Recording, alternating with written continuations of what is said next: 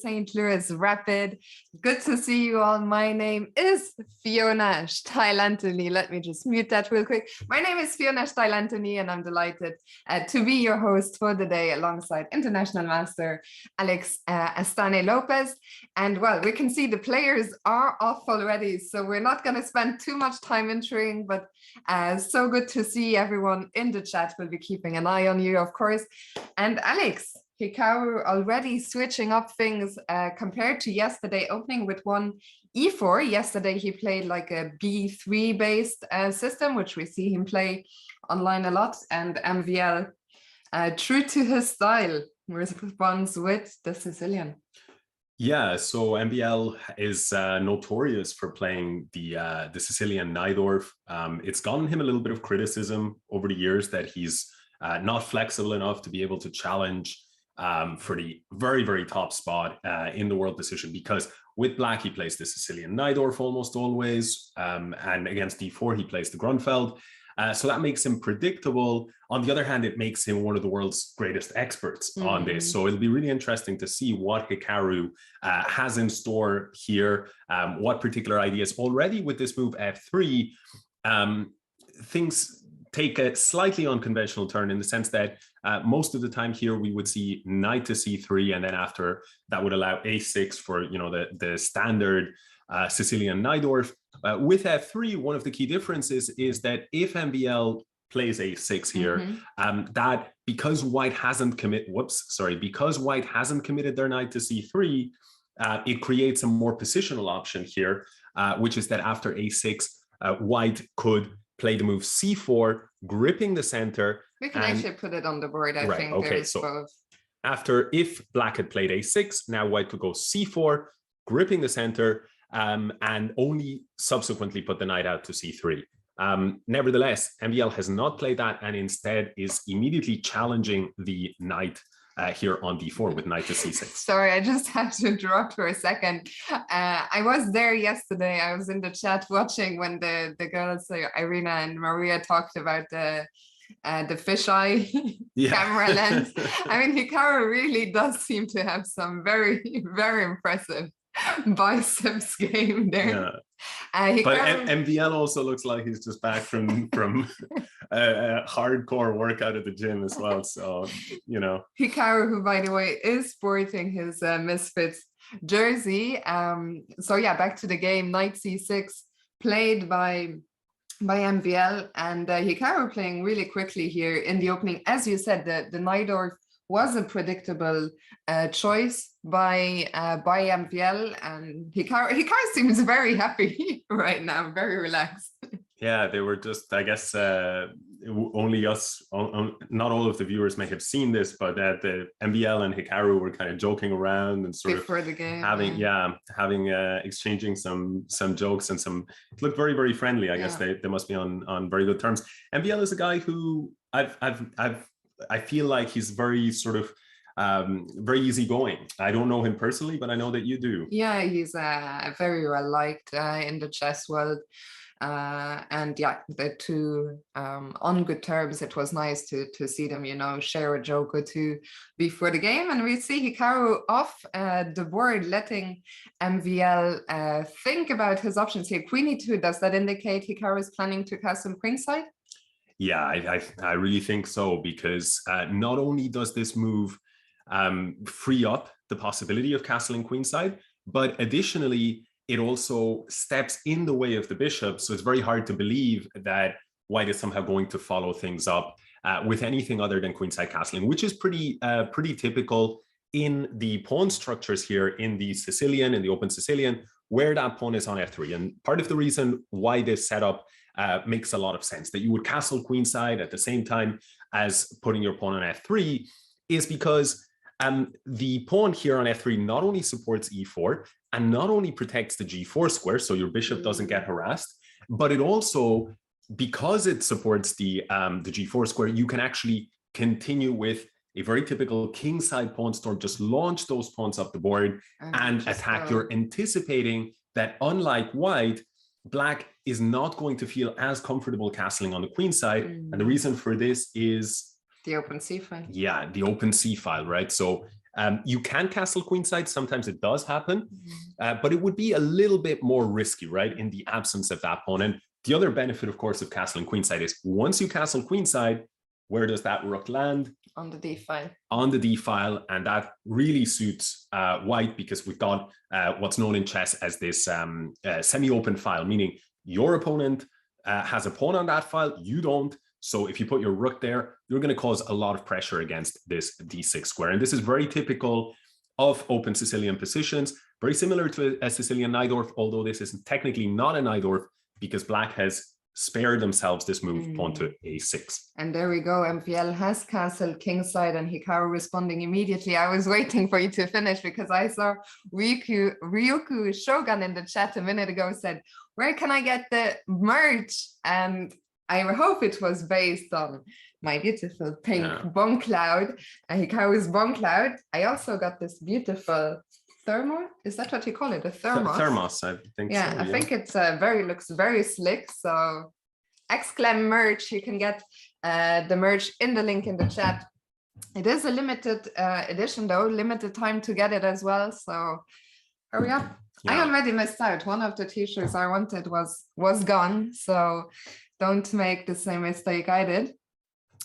Hikaru is thinking for the very first time in this game. He was up to almost 26 minutes. The players start with 25 minutes. For those of you who weren't here yesterday, the time control for the St. Louis Rapid is 25 minutes with a 10-second increment per move. And it looks like h5. I mean, h5 is not a move you would expect black to make after they just canceled kingside. Yeah, so first of all, I just want to ask you a technical question. Can I refresh the board because the moves aren't updating in real time? I don't want to refresh the board and just cause the thing to explode. So, but what do you mean there? I mean to say that I had to move the arrow in order to reach this position. You can refresh here. Oh, perfect. Fiona is the tech wizard. Tech Fiona, they call me. Okay, so h5. On the surface, I mean, if you were learning chess, not even for the first time, but if it's your first 6-7 months, maybe a year or two, and you're playing chess, and almost certainly if you're working with a coach or something like this, they're going to tell you avoid exactly this kind of move. So, I mean, if it was an online game, I would be 100% sure it was a mouse slip. I would think, okay, he wanted h6 and yeah. Things happen. Yeah. I was gonna swear, but it's too early. We're only like 10 minutes, not even 10 minutes into the stream. Yeah, so it seems really strange. So what is your guess as to what the idea is behind this move? To stop g4. To stop g4, or slow down g4 at least. Right, yeah, to slow it down. And so let's say that you decide, okay, I want to prepare g4 anyway. So what would be a move that, because right now, if you play g4, black can actually potentially take here. And then after you take, not only are you losing this pawn, but the problem is you're going to lose more material here. So that's not something we want. But let's say that you wanted to prepare g4. You would play h3 and then black is probably planning to answer h4. Right, exactly. So if you play h3 immediately, you're looking for that g4 on the next move. So let's say black tries to launch a queenside attack. Now we get in g4. And as white, we can be pretty happy here. But black, as you say, takes the advantage here, takes the opportunity to lock down, not on the g4 square, but on the g3 square. Yeah. And so the fact that you played f3 and then h3 really works against you, because now, even if you can, let's say, prepare it, right? Let's say something like this, and you finally get in g4, not only could black consider just ignoring it, but if they take you, you're going to have this kind of bad pawn structure with these pawns. Now, even still, white gains an open g file, so they can go for something like this. Also, some weaknesses on the dark squares. I mean, we could imagine the knight maybe coming via h5 to f4 or something like that, and just blocking up the position a little bit. Right, exactly. So it's dangerous play, but it's double-edged for sure. There was a question in the chat from Karsten, excellent question. He was asking, is h5 bad here? Hard to say. I mean, I have to say I'm loving Hikaru's position right now.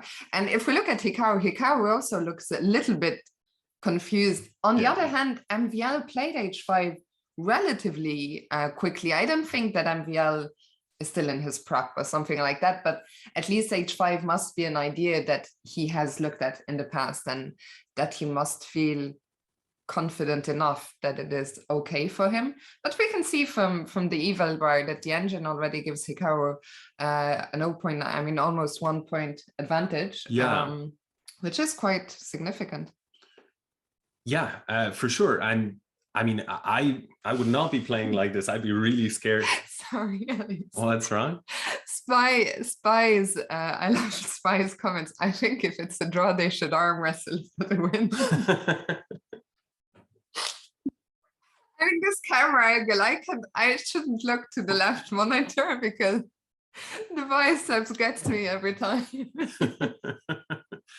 Yeah, the bicep genuinely looks, I mean, it looks larger than his head. Yeah, right? Like the shoulder looks a little bit larger, or around the same size as the head. No, bigger. Yeah. Bigger. So is h5 bad? I mean, you know, MBL does look like he's seen this before. I mean, this is at least his second yawn of the last couple of minutes. So it's rare that you would be this relaxed. You know, if you're completely bluffing, and also he hasn't used so much time. So I guess he's studied the complications in this, but you have to feel that this is the kind of position Hikaru is going to really enjoy. I think so. I mean, I saw another question in the chat saying what's the best move here for white, and maybe we can try and not answer it, because if there was an obvious best move, Hikaru would have made it already.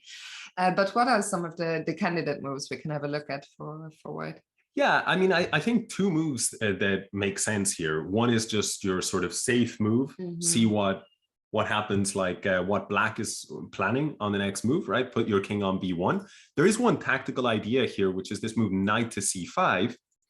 But right now, it doesn't seem to me to be so convincing, if nothing else, because maybe black can just preserve their bishop and just say, well, you know, is that knight, when my queen moves, does the knight have any square that's better than going back? That's one possibility. Another possibility might be just putting the queen here. And let's say, for example, that white does get this capture.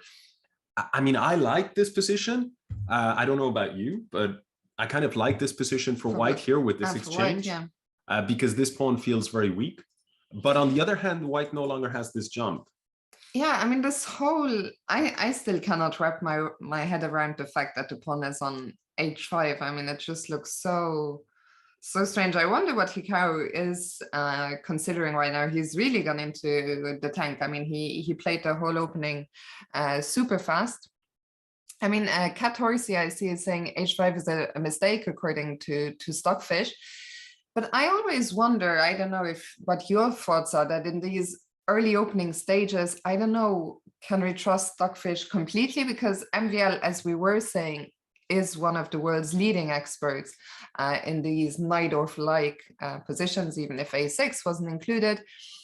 So if MVL plays it, I would say for sure, I wouldn't say it, I would say it probably isn't a mistake, at least, if MVL plays it, and quite quickly.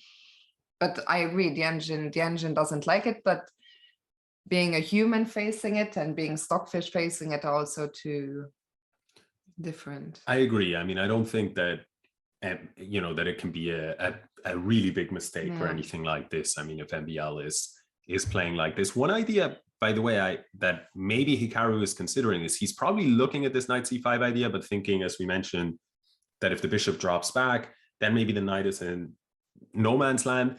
Maybe he's thinking, why not mix these two possibilities and start with king b1?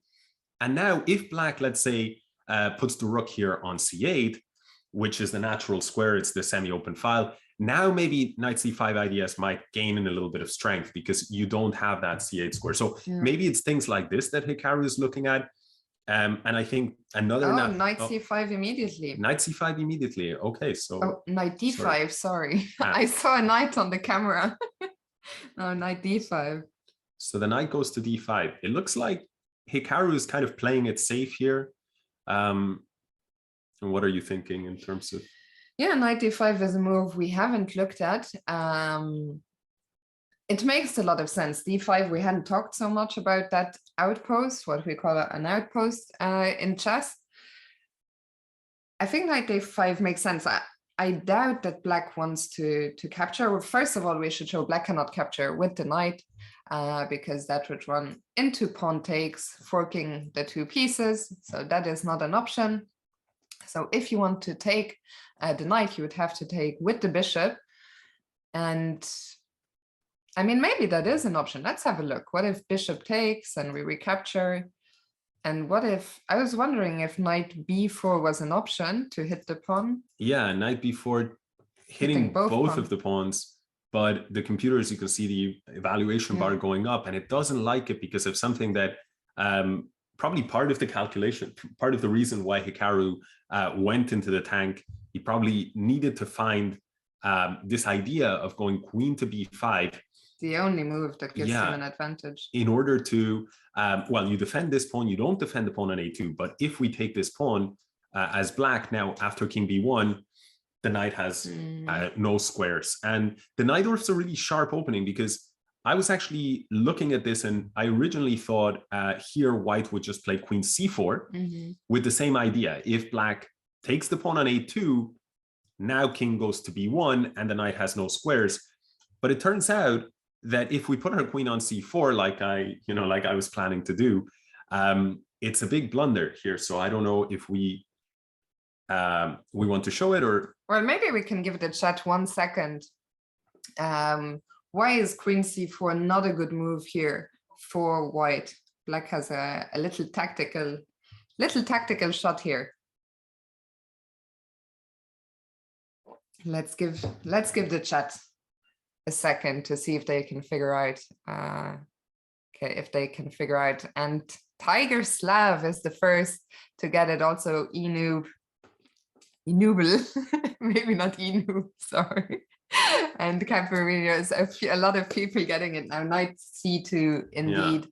And well, there we see the problem. One of the reasons why the king always wants to go to b1 just to be out of this this c file. Thank you, by the way, to everyone subscribing, especially those of you subscribing with Prime. Remember, if you have Amazon Prime, you get one channel you can sub to a month for free, so make sure they don't go to waste, and we very much appreciate the support. So let's go back. So MVL, he did not capture on d5, he went rook c8, which makes a lot of sense, just aligning the rook. You talked about semi-open files earlier and also looking down at the king on c1. So Hikaru now plays the natural king b1. Yeah. And so I think Hikaru, he's going for a more positional approach. And sometimes I guess that's not too surprising because, first of all, Hikaru won the last game he played yesterday. He got off to a rocky start, but he won the last game. I think, you know, if he had not scored a win in the last game, he might have gone for something a bit more aggressive. Whereas this is still an ambitious approach. He's still playing for the win, but it's a little bit less risky than going into, you know, this crazy knight c5 ideas that we were talking about, or trying to blast through on the king side with g4. So he's playing it safe. And maybe Hikaru is trying, you were mentioning that black cannot take this way because of this pin.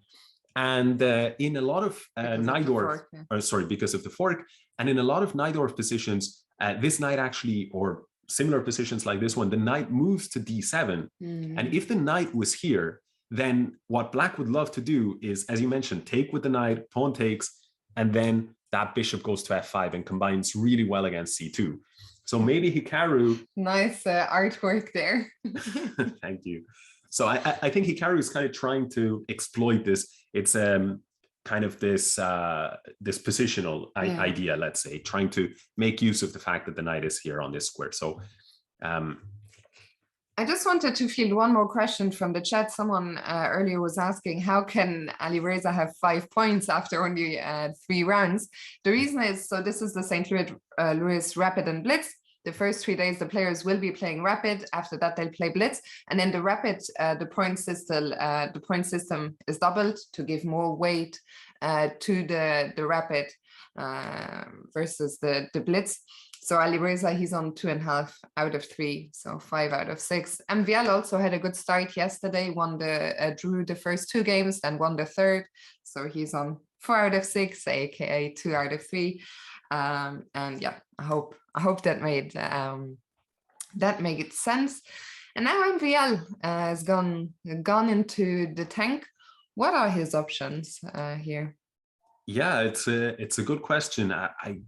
I would imagine he's probably seriously thinking about whether or not to get rid of this knight, because it's hard to imagine when this knight is not going to be on c6, right? I mean, maybe you could consider a move like, you could try to aim for a move like knight a5 at some point, but the problem is if you do it right now, you're going to overload your queen, right? Because the queen is covering the bishop here on e7 and the knight on a5. Let's just show why. So the knight on a5 is being hit here by our knight on b3. So we can actually start with knight takes bishop, check, queen takes, and now the queen is no longer protecting this knight. So black doesn't have that option. That leaves the only square that black can move the knight to, because b4 is covered.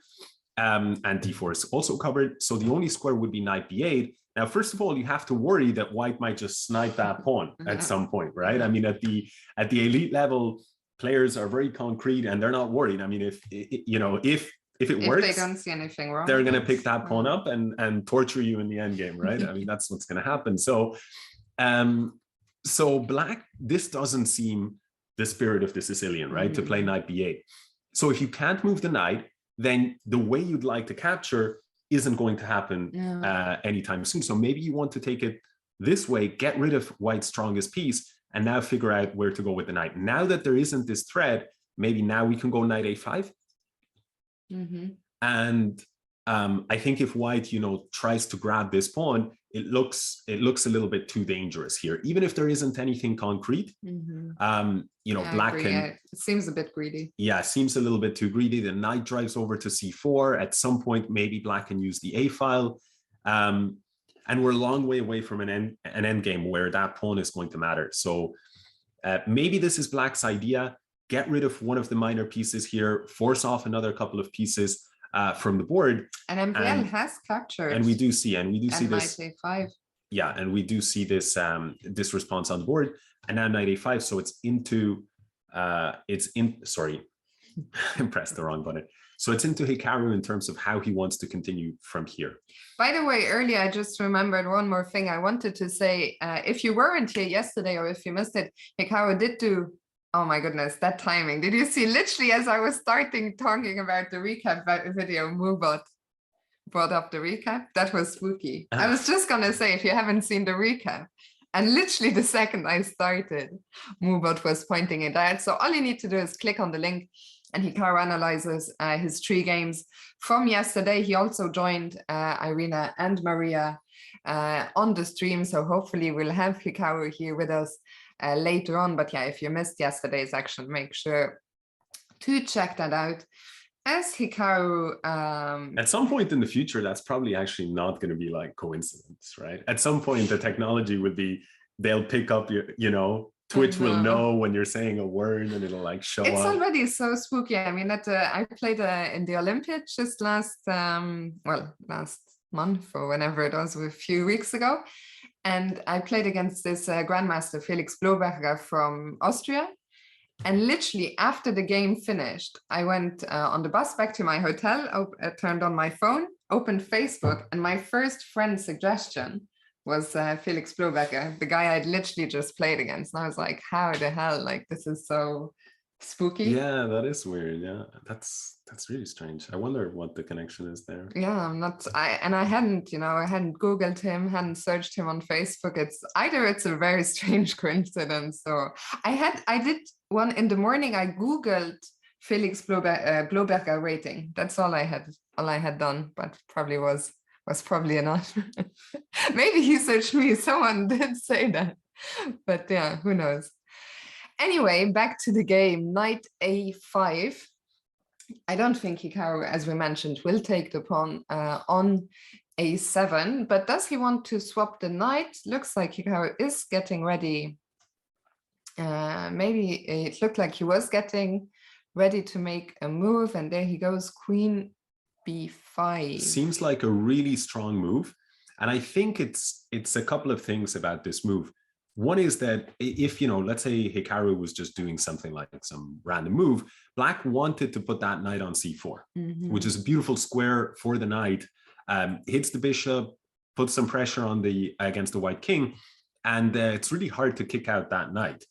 And let's say that and the queen is locked in suddenly. Yeah, let's say you try and say, let's say you try to save the bishop and you protect this pawn that's under fire. Now you take your bishop out of this diagonal and the queen starts to come in, and the black pieces are coordinating really well.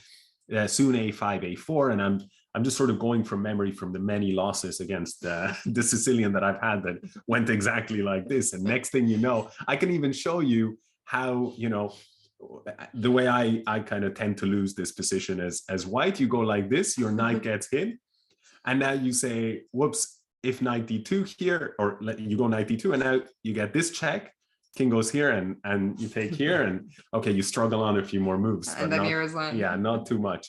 Sometimes you can even accelerate the process by going here to defend the c2 square, but now it's an even faster win. So you have to be really careful against this, and I think Hikaru's move is really shows his deep understanding of these positions, because he goes queen b5, and in this way he covers the c4 square. Now knight c4 would just lose the knight. And has there been another move after this? Queen b5? No. So now it makes it a little bit challenging for MVL, because what do you do? Just made a move, queen c7. Queen c7. That's almost certainly the best move in the position. And Hikaru with the immediate response, bishop d3, which makes a lot of sense. Immediate bishop d3, and now MVL goes for knight takes b3 and queen takes b3. So we get this because MVL here had to respond to the fact that this knight was under fire. Now, just to show the reason why Hikaru didn't grab this piece that was hanging is because with queen c7, MVL was threatening queen takes c2 check, and after the king moves, the rook falls, and it's actually going to be checkmate on the next move. So queen c7, bishop d3, and now MVL takes, and white takes back. So I think it looks like an opening success for Hikaru here with the bishop pair and a little bit more space in the center. What are you thinking? Would you like this position? I would prefer white, of course. I still think now that everything is under control on the queen side. You're launching those pawns. I'm launching those pawns. I'm looking to launch those pawns ASAP, and the bishop here is looking beautiful. I mean, maybe I need to spend a little bit of time to consolidate. For example, I don't want my d5 pawn to ever drop. But then again, I mean, I say I would take white, and MVL plays a couple of moves, and immediately I would, maybe get scared. Black can also launch his pawns, of course. But what's going on here? Yeah, a lot has happened. So they're playing this so fast. In this position, MVL went knight to d7. The knight wasn't doing so much here because the pawn was well defended, had no other squares. So the knight reroutes, probably looking for knight to c5. And Hikaru cuts that out with bishop to f5, which drops the evaluation bar quite a bit. The eval actually almost certainly was looking more for something aggressive here, because if bishop f5 plan doesn't work, you can play some kind of reactive move, but that, as you can see, the eval bar drops. That doesn't feel at all realistic, but the center is locked, so not much to do there. So you're almost certainly looking for either g4 or h4 and g4, and going for that plan that you were saying of just going for the kill straight away. But Hikaru playing a safer path with bishop f5 here. Do you think he might have underestimated g6? You think because if he now slots the bishop back and keeps this pin, he may have missed some kind of idea of shutting down the bishop here with f5? It looks crazy, and of course it's much easier for us to see all that with the assist. But I mean, the fact that Hikaru played bishop f5 very quickly and then pauses after g6, makes me think that there is something that maybe he, I wouldn't say missed, but maybe something No, I that think he underestimated. Or I think you're right, because you're not going to go bishop f5 to go back. So I think you're right, because if he had seen g6, maybe he would take more quickly. Yeah. Is that what Yeah, you I mean? think that's what I was getting at. And we see that, well, we were talking about it. We were talking about it, and Hikaru has grabbed the pawn on a7. We also see that the engine bar isn't too happy with that. And well, it gets to, and I see you guys often ask, what's the best move? What's the best move? The move that the engine gives here is actually b6. Just, you know, black has just given one pawn and says, there you go, here's another. Yeah. And b6 forces white to take the pawn, I think, because the bishop on a6, on a7 is hit. And one of the things that I was talking about, why I loved Hikaru's position a second ago, I said, oh, my king feels rather safe. But here suddenly, after bishop takes b6 and rook b8, if we just put that on the board. Yeah, so maybe just to show, white can't take with the queen because of rook a8. And the bishop is trapped. So that's why you're saying bishop takes b6. And now the problem is rook b8, I get pinned, and MVL has played b6, and all of this is on the board. Oh, and MVL straight after playing b6 looked... Why are they blitzing? What's going on? I mean, they have 12 and 13 minutes on the clock. It looks like a bullet, you know. a4 played, bishop to d8, and a5. And a swap on b6 also happened already. But I think, you know, these two players are two of the best tacticians on the planet. Yeah. And they're two of the speediest calculators. And it's almost, I wonder if there's ever an element of, not in a bad sense, but like an element of sort of ego. I don't know if you've ever felt this over the board, where it's like, if I'm not going to blink first, you know, of course I've seen all of this, right? You know, sometimes, have you ever done that actually in a game where it's like, nah, I'm not going to give you this? I was gonna say something. I was gonna say, I think that's more of a voice thing, but maybe well, that's the kind of thing you can't say in 2022 any longer. I've certainly done this multiple times, you know, in my chess career, and often it's been accompanied by a swift resignation, you know, a few moves later. But there's definitely something, especially, I mean, but they're clearly on really good terms, especially if you don't really like someone, you don't want to give them the satisfaction of going into the tank, you know, and realizing, you know, that you're almost blushing, and it's like, I miss this idea. So Hikaru showing, but maybe we'll go back very quickly. I think the reason they both played so quickly is here, anything other than taking with the bishop loses the piece. Now after rook here, to b8, black's idea is bishop d8, winning the bishop. So it needs to be supported with a4. Yeah, so it also makes, when we look at the sequence, it is, someone was saying in the chat, it was kind of a forced sequence. It was all forced. If you go queen e3, black actually has ideas like queen b5. And now the problem is, even if you move your bishop, you're going to lose to checkmate here on b2. So a4 was forced. Then bishop d8 targets the bishop. a5 forced. This is also forced, and now it's really more MVL that would have to decide. But he plays rook to b7 just to gang up on this pawn, and MVL looks very happy with his position. I don't think... yeah, he's going to get back the b pawn. He will still be down one pawn, but he suddenly has a lot of pressure on the b file. And also the rooks can potentially swing over to the a file at some point and start annoying the king. It's funny, of course, the engine. I think I caught that bit when Hikaru came on yesterday after his game, and he was saying, that's chess, always 0 zeros. And yeah, look at the engine bar, it just says 0 0, which maybe could mean that there could be potentially some perpetual checks against the white king, or do you think there's another reason? I think it's a bit early for perpetuals, but I guess it's kind of strange actually that it gives 0 0 and perfect equality, because white is up a pawn.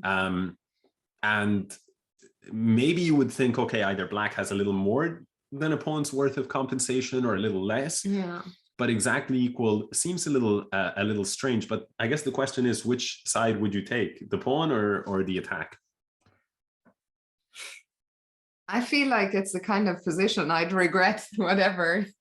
If I take the pawn after a minute, I'd probably think, I think I would probably take black, especially in a faster game, because it feels like black will get quite a bit of play. On the other hand, I also think that I don't think Hikaru is going to lose this. He looks quite confident, and there is nothing, in terms of the engine evaluation which makes us be worried. I think it might be a little bit easier to play for black, but I don't know if Hikaru can still. I mean, if black plays a bit slowly here, then Hikaru, I guess, can absolutely still play g4 at some point and also try and open up the black king. So yeah, I completely, I think, avoided your question. Well, you gave a very diplomatic reply, I think, but I mean, I think, I agree with you that Hikaru, you feel like Hikaru is not going to lose this. I'd be very surprised if he did. It can happen, of course. You can lose MBL, or any result is possible here. But I think most of the time, somehow these players that they're so good, they somehow find that draw, right? That kind of supports what the computers are saying. But we shall see. I think you're kind of uncomfortable with both colors here somehow. Yeah, and I mean, the players still have quite a bit of time. By the way, thank you so much to everyone in the chat who's been welcoming me back. I've been here a bit more recently, and it's nice to be here. And especially, I mean, I did quite a bit of candidates of Grand Prix, but fast time control is always quite entertaining. For sure. Thank you, guys. Thank you. And yeah, we see Hikaru now in the tank. I was saying 11 minutes, still quite a bit of time. Maybe Hikaru, I think, mentioned himself yesterday in the interview that in the game against Ali Reza, at some point when the clock was down to around 10 seconds, he panicked. So it's a position that I think I'm happy that Hikaru still has, and I'm not saying he would panic, but if the players were playing on increment, I think I would definitely take black, just because it feels I would be able to create more threats, but the players still have plenty of time. How do you think Hikaru will proceed here? But just to maybe just make one comment, like black definitely has more of an attack right now than white. But I think one of the reasons why I agree with what you're saying, that Hikaru is unlikely to panic, is that black doesn't, for example, have an A pawn. Yeah. Let's say that white had a pawn on A2 and black had a pawn on A7. Then black would have some sort of ideas to push here, and maybe at the right moment give a check and create some mating nets, maybe at the right moment to open up the A file, but only when black wants to, so sometimes those positions are scarier, whereas here there's no more pawns that black can push. The only pawns that black can push are over on the king side, where he really doesn't want to push them. Yeah, and so if black is going to put pressure on the position, he can put pressure on the pawn on d5 like he's doing, and he can put pressure on the pawn on b3, but the effect is more a paralyzing effect. It's more a you can't move on the queen side. Oh, and Hikaru is making a move. Yeah, but on the king side. He can move on the king side. I wonder, though, why Hikaru went so quickly and not, for example, something like g3 just to support it. So he gives up the pawn on f4, potentially. I don't know what he was scared of. Or maybe, okay, we're seeing in the game, e takes f4 and rook e4 is his idea. He's saying, I don't need to support the pawn because I'm just going to pick it up with my rook anyway. Can black try and hold on to, can black try rook b4? Rook b4 to hang on to the pawn. So I see the engine doesn't like my suggestion at all, which is good. I mean, we want to find some moves for MVL that If MVL could play more like my kind of moves, that would be great news all around. But at first sight, I mean, like it makes so much sense, right, to defend this pawn. So the question is, how do we take advantage of this? Why does the computer not like this move? The first idea that I was thinking was maybe rook takes, queen takes rook, and now a move like queen to d4. And Hikaru would probably be happy with this endgame because white has no doubled pawns. So let's say you got something like, even, I don't know, let's say queen takes, rook takes, and even if you defend, if you could hang on to these pawns, right? Because if I go h4, you go something like f6. So let's say you hang on to these pawns, but maybe what the engine wouldn't like in this spot is c4, move the king. Start pushing those pawns. Yeah, and they do look quite threatening, actually. I would be here. I would take white again. Yeah, I changed my line. I've changed my mind quite a bit already. Yeah, so I don't know if that's sort of the idea. White has a MVL played rook e5, which I think was the top engine choice, actually. Yeah, so rook a5. MVL just, I mean, he's played these positions very similar to this one, literally thousands of times and many games at the highest level. So his understanding of these positions, I think, is second to none. And I think he probably saw, I don't want to be defending this pawn. I don't care about being a pawn down, because if you take this pawn, now it can maybe gang up here, something like queen a7 or maybe rook a8 instead. And black's attack is starting to look a lot more scary. Maybe the danger of this idea, this plan that Hikaru went for, pushing the f-pawn and then driving this rook over to pick it up, is that suddenly you don't have those rooks connected on the first rank. If you had them and black gangs up on the a file, you could go rook a1 and swap the rooks off and ease the pressure. But now black is in, Hikaru has to be a little bit careful not to get into some trouble there on the queen side. You talked about swapping off rooks. What if we don't recapture the pawn on f4, but instead we play rook d to e1 and try to swap a pair of rooks on e8? Rook d to e1, looking for that swap, which would really suit white, because let's say we played some random move, something like h4, rook e8 would just be lights out, because it's not only would you swap a pair of rooks, let's say if you go rook takes and rook takes, but after the king moves, white could play a move like queen c3 and those dark squares. Yeah, suddenly it's white's attack that crashes through. This is just game over. This is game over. I mean, to add insult to injury, the rook is even hanging here. So that would be, but even if the rook wasn't hanging, I think there's nothing to do. So I think that if Hikaru goes for this rook e1, I think he's going for it. Yeah, he's gone for it. But I think MVL will look to stop this idea of rook e8. And there's a nice way that you can stop the idea of rook e8 and at the same time continue with your pressure on the a file. So maybe we can give that to the chat. What would be a move that allows MVL to continue to gang up on the a file and at the same time prevent rook e8 check? This is your time to shine, chat. What is the move? There are a few moves here. It's not like this is a winning move or anything like that. Well done. Who got it first? First, I think Mad Dark Donk or something. Queen a8, indeed. Well done. Well done, chat. Queen a8 both stops rook e8 and allows the pressure, the a file pressure. Yeah. And the computers are overlords once again, give everyone who got queen a8 the satisfaction of knowing that it's 0-0-0. Always a draw, no matter how good of a move you find. But it does, I think, as a human, I don't know about you, I mean, I would feel good playing this kind of queen a8 move. I like queen a8. Yeah, it's a nice move. There was a question earlier in the chat, I think around this moment, why is black better? I think the position for a few moves has been really in the balance. I mean, Hikaru still doesn't have his extra pawn right now, since he gave one up with f4. So right now the material is even. but both sides have play.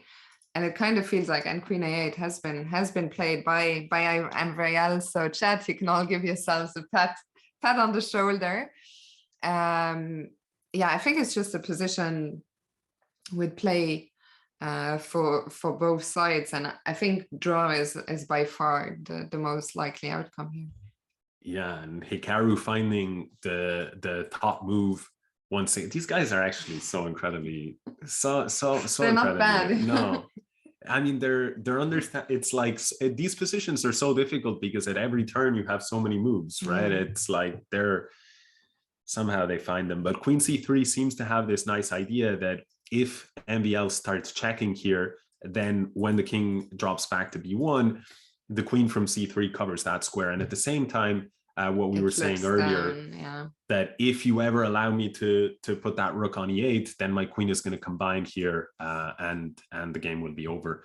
So it's a very nice. I see Amtrak is asking, is a 0.1 difference even recognizable to humans? Even much more than 0.1 isn't recognizable to humans. I mean, first of all, the players, most of the time, they will have a good grasp of who is better, but whether it's plus 0.4 or plus 0.6 or plus 0.7, it's often very hard to say. I mean, even different engines sometimes have a different grasp.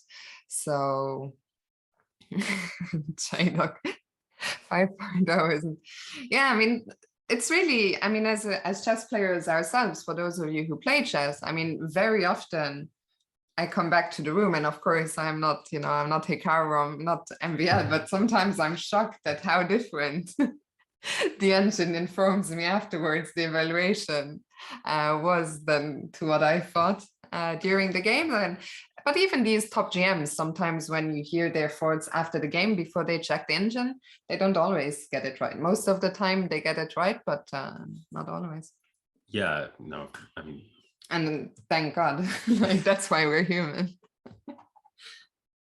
So Queen C3, MVL takes on D5, Hikaru takes on F4, and we're back to even material. 4 pawns each. The top 3 engine lines all give 0 zeros. Why would you say that the engine is so stubbornly telling us that these are zeros? Well, I mean, for me, it certainly wouldn't feel like 0. So I don't have the answers to that one. But I think maybe the closest thing to what the engine the engine doesn't think this way, but maybe like if the players were asked why this is equal, I think they would probably say that both sides, I mean, materialist level, but both sides have attacking chances, and those attacking chances are more or less equal. So it's like what we say dynamically balanced. So white, for example, has to contend with pressure along the A file and along the C file, and to a lesser extent along the B file, because that's well defended. But on the other hand, black has to contend with pressure, especially against the pawn on F7 and on the E file. And it's almost a position where black can't go all in on their attack because they constantly have to watch out for white's resources. White can't go all in, vice versa. And so then you kind of have a position where neither side can make too much progress. And if you try and go all in on one side of the board, maybe then there's a very high chance that a perpetual check or this kind of option will arise. Having said that, I think in a practical game, I would actually take white here. I don't know about you, but what? Just because of the outside, well, I was gonna say because of the outside passed pawn, like the B pawn. I think if some material comes off, if we were to get a rook ending, I guess it would favor white. Absolutely. I think for two reasons. This pawn, which is a protected pass pawn, is really nice. And also white has the only pawn break. Black isn't going to be breaking with any of these pawns. So it feels like Hikaru's, from practical chances, I think Hikaru might try and play for a win here. And he does have a couple more minutes on the clock. So we'll see what happens. I see after rook c8, to the human I would immediately think, where should my queen go? But the engine suggests, well, one move which is a little bit more obvious, rook c4 to block that attack. But the engine also suggests rook a4, which is interesting, ignoring the queen that's under attack and counter-attacking the black queen. Rook a4, yeah. So either of these moves keep the game in the balance, but Hikaru has to watch out that he doesn't, for example, move the queen somewhere aggressive here, going for that attack, because black here would have a really strong idea in the form of rook takes c2 check. And MVL would spot, I mean, both players spot these any day of the week. I don't see either player. I mean, it does happen sometimes, but it's extremely rare at this level. And the point is that after king takes, there would be queen a2 check. And if, for example, you go to a square like c3, then queen d2 check, king c4, and rook c5 is a beautiful mating net. On the other hand, if in this position you avoid all of that and you try and block with the queen, the problem is now black goes rook d2 check, dragging your king away. And now after queen takes queen, it's queen against two rooks, but you're also going to be losing a lot of pawns. So yeah, Hikaru, of course, not messing around. He finds rook a4. That I saw in the chat someone said rook a4 is the first choice of Leela. So rook a4 and MVL move the queen to b7. And suddenly we see that the bar is slightly liking white again, but I still think, oh, and we're back to zeros once again. Do you think we'll see a pair of rooks come off the board? They have to come off because there would be a blunder here. Let's say that you had this rook here. Now we could go rook to d4. Actually, this is a concerning moment because according to our friend the engine, rook takes c5 is the only move. Yeah, because like if, for example, the rook was here or somewhere like here, then white could just support the rook. But if you go rook e4, that would be a blunder. I don't know if we want to maybe take it to the chat. Rook to e4. Why would this be a mistake? It looks like that would just swap everything off and go into a queen ending, but black has a deadly move here. And thankfully, Hikaru has captured on c5. Let's hear it, chat. What would black has a winning move here. d5 is not it. d5 looks very tempting, but after d5, we could take the rook on c5. And yeah, first person there to get it, I think. Diozg, queen takes e4, a very nice tactical shot. Yeah, rook takes e4 and rook takes e3. So instead, Hikaru took. And played queen f3. Queen f3. Offering a trade of queens. Let's see, if MVL took on f3, can we put that on the board just a second? And do you think this rook ending is just a draw, or do you think Hikaru can press here a little bit? Yeah, I mean, the eval bar says it's a draw, but it feels uncomfortable for black, right? Because you can go king here and maybe try to go for rook e5. I'm gonna stop, actually. I'm gonna stop. Sorry, Chad. I'm gonna stop saying who was first, because every time I say I think this person was first, there's always, when I look back at the chat, someone say, WTF, I was first. My apologies. I won't be calling out anyone again. And MVL has decided he wants to keep the queens on the board and met queen f3 with queen c7. And Hikaru is stubbornly, we might see a repetition here, actually. Yeah, queen g3. MVL has put the queen on c6. The fact that Hikaru is thinking, I think Hikaru knows that queen f3 would be an implicit draw for. And to me, it looks, looking at the camera, that Hikaru is checking, is there any way that I can play for more here? Yeah, do you think Hikaru is gonna, what's your take on it? Do you think he's gonna go for the draw, or he's gonna try and find a way to play on? I mean, Hikaru talked yesterday, you know, about how he'd lost the first game. He went a bit crazy in that second game with just taking on h4 against Ali Reza. He said, probably I wouldn't have done this if I hadn't lost the first game. And then the same thing in the third game was influenced by the 2 losses. Today, it's the first game of the day. He's off a win in the last game yesterday.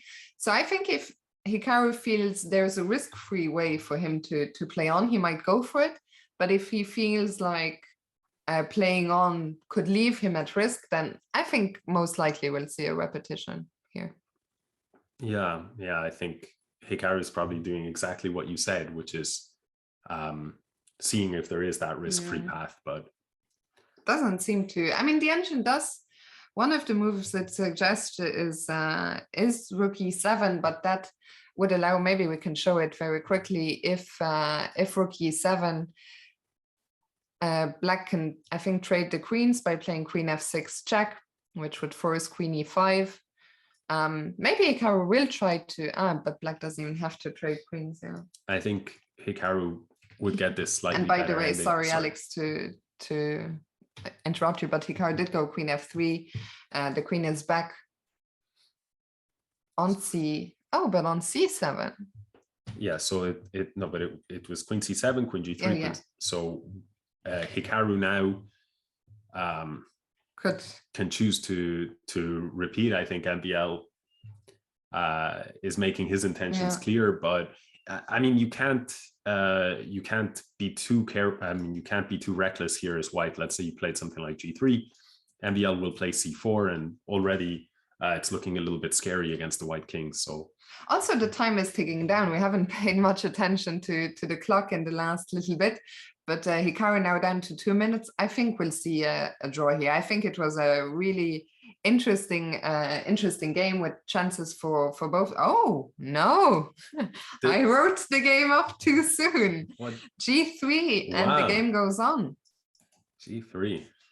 But also, I mean, Hikaru, he is the title defender in the St. Louis Rapid and Blitz. And he feels like, he might feel like, okay, I need to at least try and, you know, also this game is his only white game of the day. The next 2 games he'll have Black against Mamedyarov and then Black against Nepo. So I think Hikaru thought about this and probably decided that G3 was a risk-free enough way to keep trying. And as chess fans, of course, that's great news. Let's see what's happening because moves are coming in faster. C4 and things are getting interesting now. So yeah, I think this was Hikaru played this instantly here, Queen c3.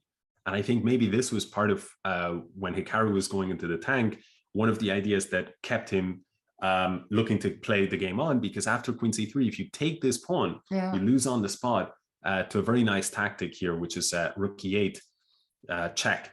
And now if you take this Rook, then if you don't take the Rook, it's going to be checkmate. But if you take the Rook, then the queen falls.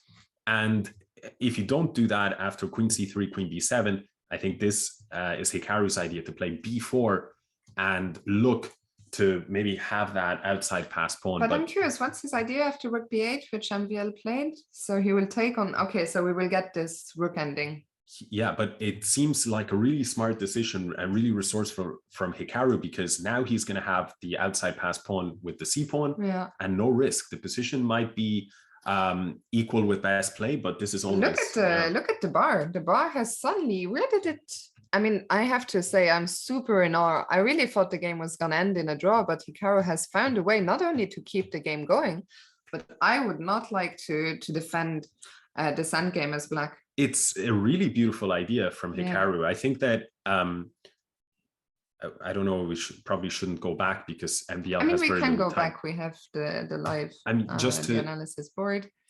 Like, I think Hikaru, just to do it really, really quick, Hikaru in this position, I think when he sank into thought here, right here, he had to have seen this idea that after G3, what's the only form of counterplay for Black? It's C4. And then he finds the only move, Queen C3. And with the idea that you cannot take because of Rook E8. And then he finds that if Black switches to the b file and goes after the b pawn, then he can force this this endgame. So it's really, really nice idea of not only keeping the game alive, but decent chances for a win here. Yeah, I mean, that pawn is going to run very fast. The c pawn, the rook, I love the rook on e3 because it's cutting off the black king on the e file. So even if the black king wanted to come and stop the c pawn, and even from the body language, I feel that we can kind of tell that Hikaru suddenly smells blood, while MVL is looking more concerned, I think, than he did a little while ago. One thing that has to be said, MVL, I think, has always been hailed as one of the greatest. So at least I know that in French chess circles, where MVL, of course, is a bit of a hero, but hailed as a fantastic endgame player, which in general, the players who are tactical, because endgames are a lot of calculation. So one of his strong suits, but I think it's going to be a challenge to defend it. F5 played by MVL, and Hikaru wastes no time and launches that c pawn up the board. Yeah, so one thing that might happen is black might swap off these two pawns, say with f4 at some point, and say, I'll move up with my king and I'll run the g pawn up the board, and at some point I'll sacrifice my rook. But the question is he in time? Is he in time, right? So that's what we're seeing. And if you want to take a shot at calculating this, be my guest. But this one is well, now we're tricky. In table-based territory, right? Right. So but I think, what's the table base is a draw. Mm-hmm. It is. So for those of you who aren't unsure, what's the table base? What is it? 7 pieces? 6 pieces? I think I'm sure somebody will know. I thought the last I had heard were 7 pieces. So yeah, as we can see, there's currently 2, 4, 6 pieces on the board, which means the engine, we don't need it anymore because there's a table base which tells us exactly, 7 pieces. Thank you, Chad. Tells us exactly what is the objective result and what are the moves to reach that result. But MVL is he's in the tank. King G7 played. I think he has to go for that plan that you were just talking about. We keep checking the table base. Unfortunately, this is still a draw. I guess C6 will be played. See Hikaru there. He was reaching for the pawn. There he goes. C6 played. By the way, in the other games, I see Mamedyarov has lost once again. He got off to a bad start yesterday. He's now lost to Jan Nepomniachtchi, so not a good start to the tournament for him. And Caruana against Dominguez and Jeffrey Zhang against Firouzja. Those 2 games were drawn. Meanwhile, MVL is now lost. He is now lost. This is now a table-based win, and let's see Hikaru's expression. Blunder! Let's hear it, Chad. Oh my goodness. G5, and okay, the 2 moves. According to the engine, there are 2 winning moves now, and I mean, I don't know what other than C7 or Rook C3 Hikaru could play. Yeah, I'm just looking at Hikaru cam. Can we get any reads on? He senses. I feel his eyes are darting over. MVL seems tense. I think MVL knows also. Huh? Yeah, maybe we're reading too much into it, but it looks like MVL is really armchair psychologists over here. You know, like some of those like body language on YouTube kind of channels here, but for chess. What does the chat? What do you guys think? I think MVL knows. He looks terrified. So the 2 moves that are winning are C7 and Rook C3. Yeah. So what happens if C7? MVL will have to go, maybe we can put that on the board. So if C7 MVL has to go rook f8 to stop the pawn. Mm-hmm. And now there are two winning moves. Rook c. Rook I mean, why is it c3, even just because we're not in time? Rook c8. forcing rook c8, and now the winning idea. It's not easy. I mean, I don't even get it right now. Rook c6 with the idea to cut off the king, yeah? I guess. Yeah, incredible if he finds this idea. Oh, but he's played rook e8. Okay, let's go back to the game. After g5, rook e8 was played, and unfortunately, this takes us back into the drawn. But it's so hard. We had no idea. Yeah, no. When I said why wouldn't he play one of those two moves, I take it back. I mean, this was far from obvious. That's a pity. I don't know. Will he find any other chances here, or is this plan of Black now supporting the G pawn going to be enough for MVL? Yeah, MVL. But that's a close call. Yeah, and it shows how tricky endgames are. That both of these two of the best players in the world. I mean, even here, like it's still not completely obvious because Hikaru will queen the C pawn. I mean, if I was Black, I would never be confident that I'm gonna be in time. But yeah, as you say, I mean, endgames are just endgames are hard. I guess it's maybe something like g4, king d6, and then king f5, c7. But can I? And the king is just a bit too far away. Yeah.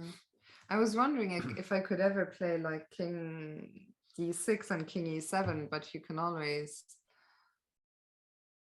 just play rook f8 and rook f7, and I'm never gonna. Maybe we can show that because something like this here. And if king f5, let's say, king f5, I wanted to try rook e7 to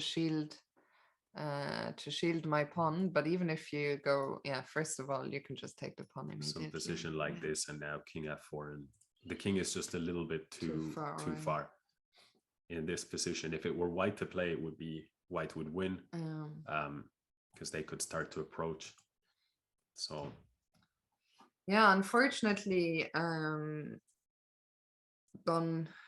the second. Unfortunately, this endgame is now a draw, and I really think now there will be no more chances because it's Black is gonna just be able to give up the rook, and the black pawn is too far advanced and the white king too far removed.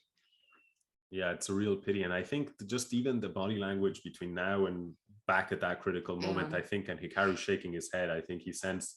He senses that there was a win, maybe. Yeah, I think he had that feel. I think both players felt at that moment, even if they didn't see the exact kill, that Maxime was walking a tightrope. Yeah, he's still, of course, still trying, and Black still has to be careful. In fact, only two moves here for Black. Either push the pawn to g2 or rook g7. Any other move would still lose. That's really good to see, because a move like rook f8 seems kind of natural. Maybe unfortunately Maxime plays this. Yeah, he's reaching for the pawn.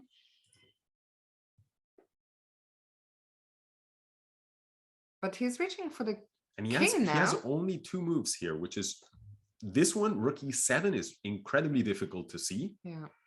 He was reaching for the king. Any king move loses. This is not over yet. I take back everything I said in this endgame. Endgames aren't over until they're over. No. So only two moves for MVL. Rook e7, which, as you said, is very difficult. Also, time ticking down now. Under 10. Oh, he's found rook e7. Incredible. Yeah, that was so close, because he had reached for the king. Still not over, but I think he will now. No, he can't take the pawn yet. And MVL is nervous as well. Like, the players on are playing on increment.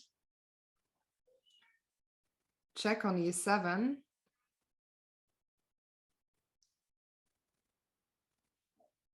Can he keep checking, or?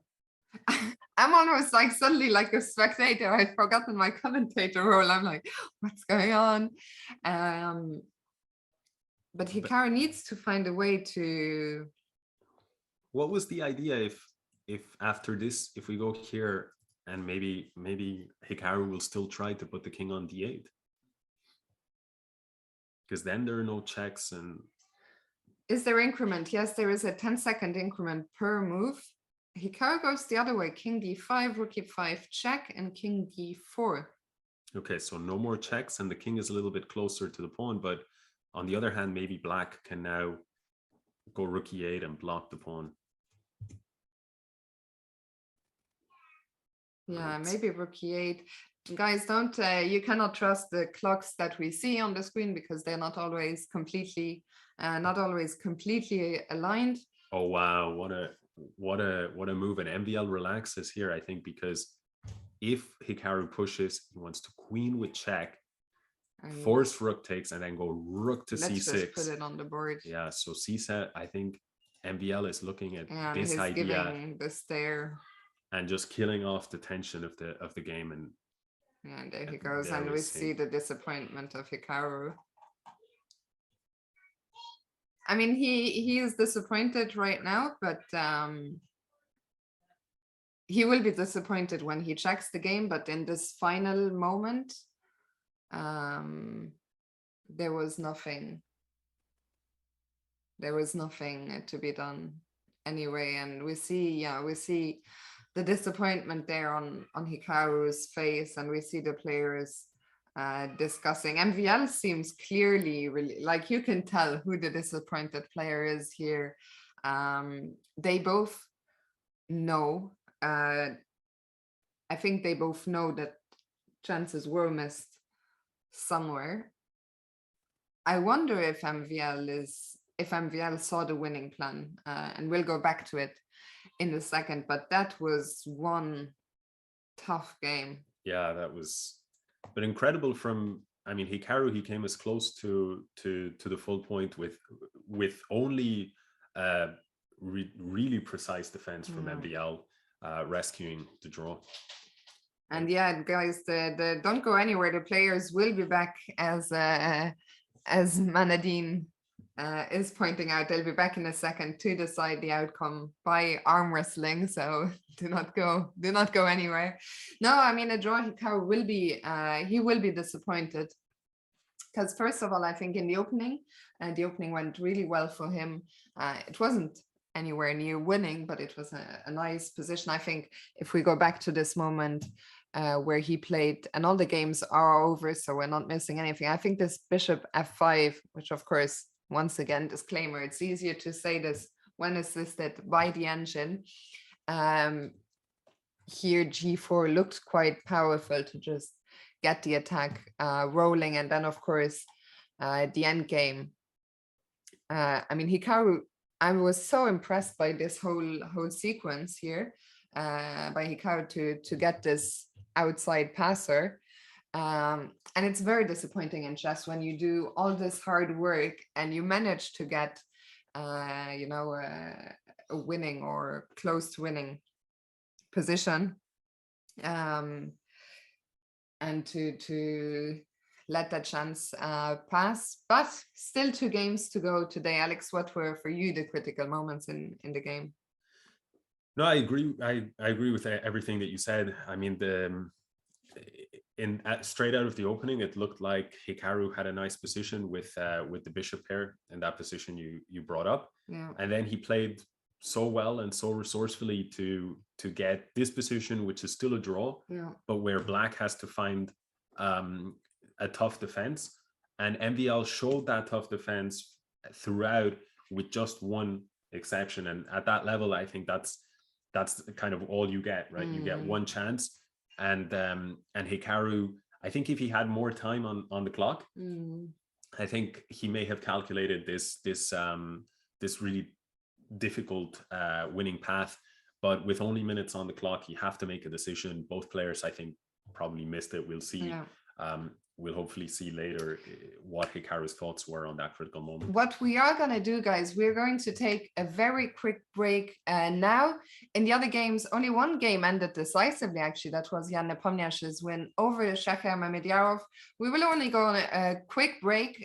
We will be back. The next game starts in 15 minutes, but we'll be back before that in around 5 to 8 minutes, and we'll recap some of what happened in the other games. So don't go anywhere. We'll be back in just a few minutes, and we'll show you some highlights from the other games. And then in the next game, Hikaru will be playing against an out of form Shahriar Mamedyarov. So he will be looking, I think, to strike then. We'll see you in just a few. Don't go anywhere.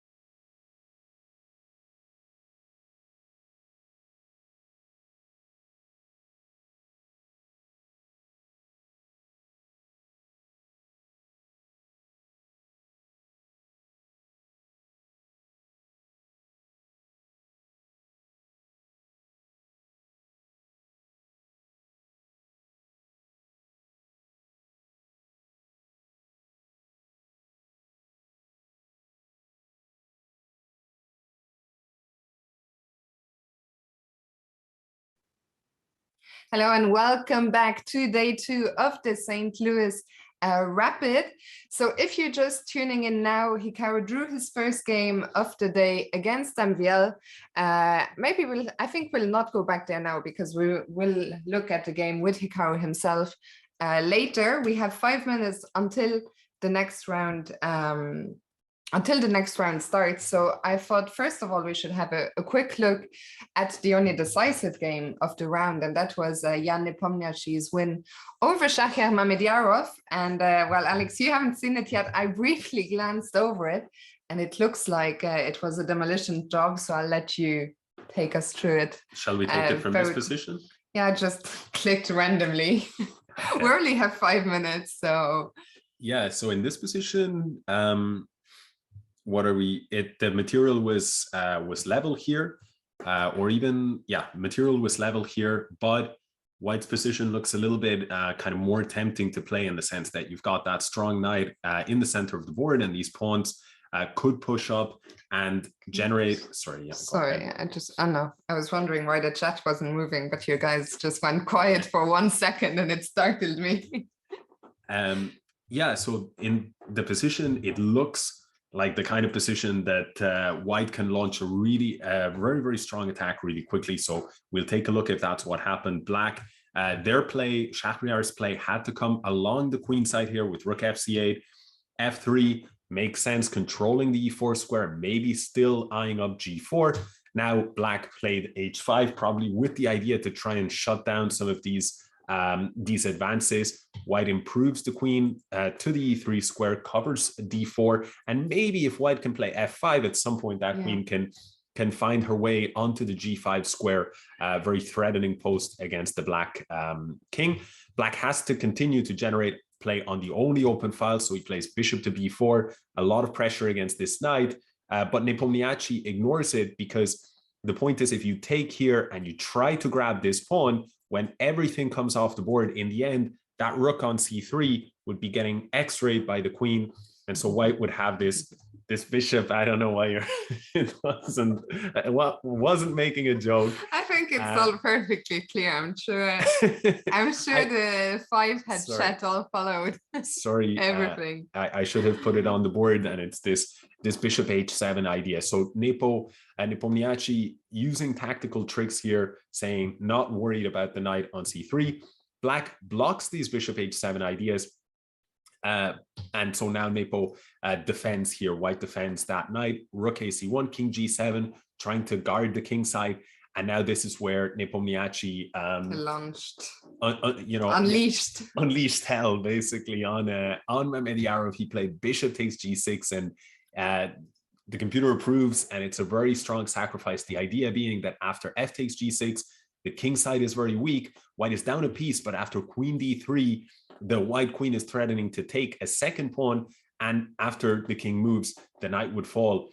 And Mamediarov found the best move here, which is to give back the material with knight E4, and after F takes E4, D takes E4. Game. White has recovered their piece, so Nepomniachtchi is happy because he still has some attacking chances if he can blast open the king side with either pawn move. Black played bishop to D5, centralizing, but there came the attack with G4. And after H takes G4, no need to capture with the knight. He slides the rook over, which is a really nice move. That knight stays with that pressure against G6. Black tried to step out of harm's way here along the G file. Rook takes G4, and now Rook G8, defending the pawn.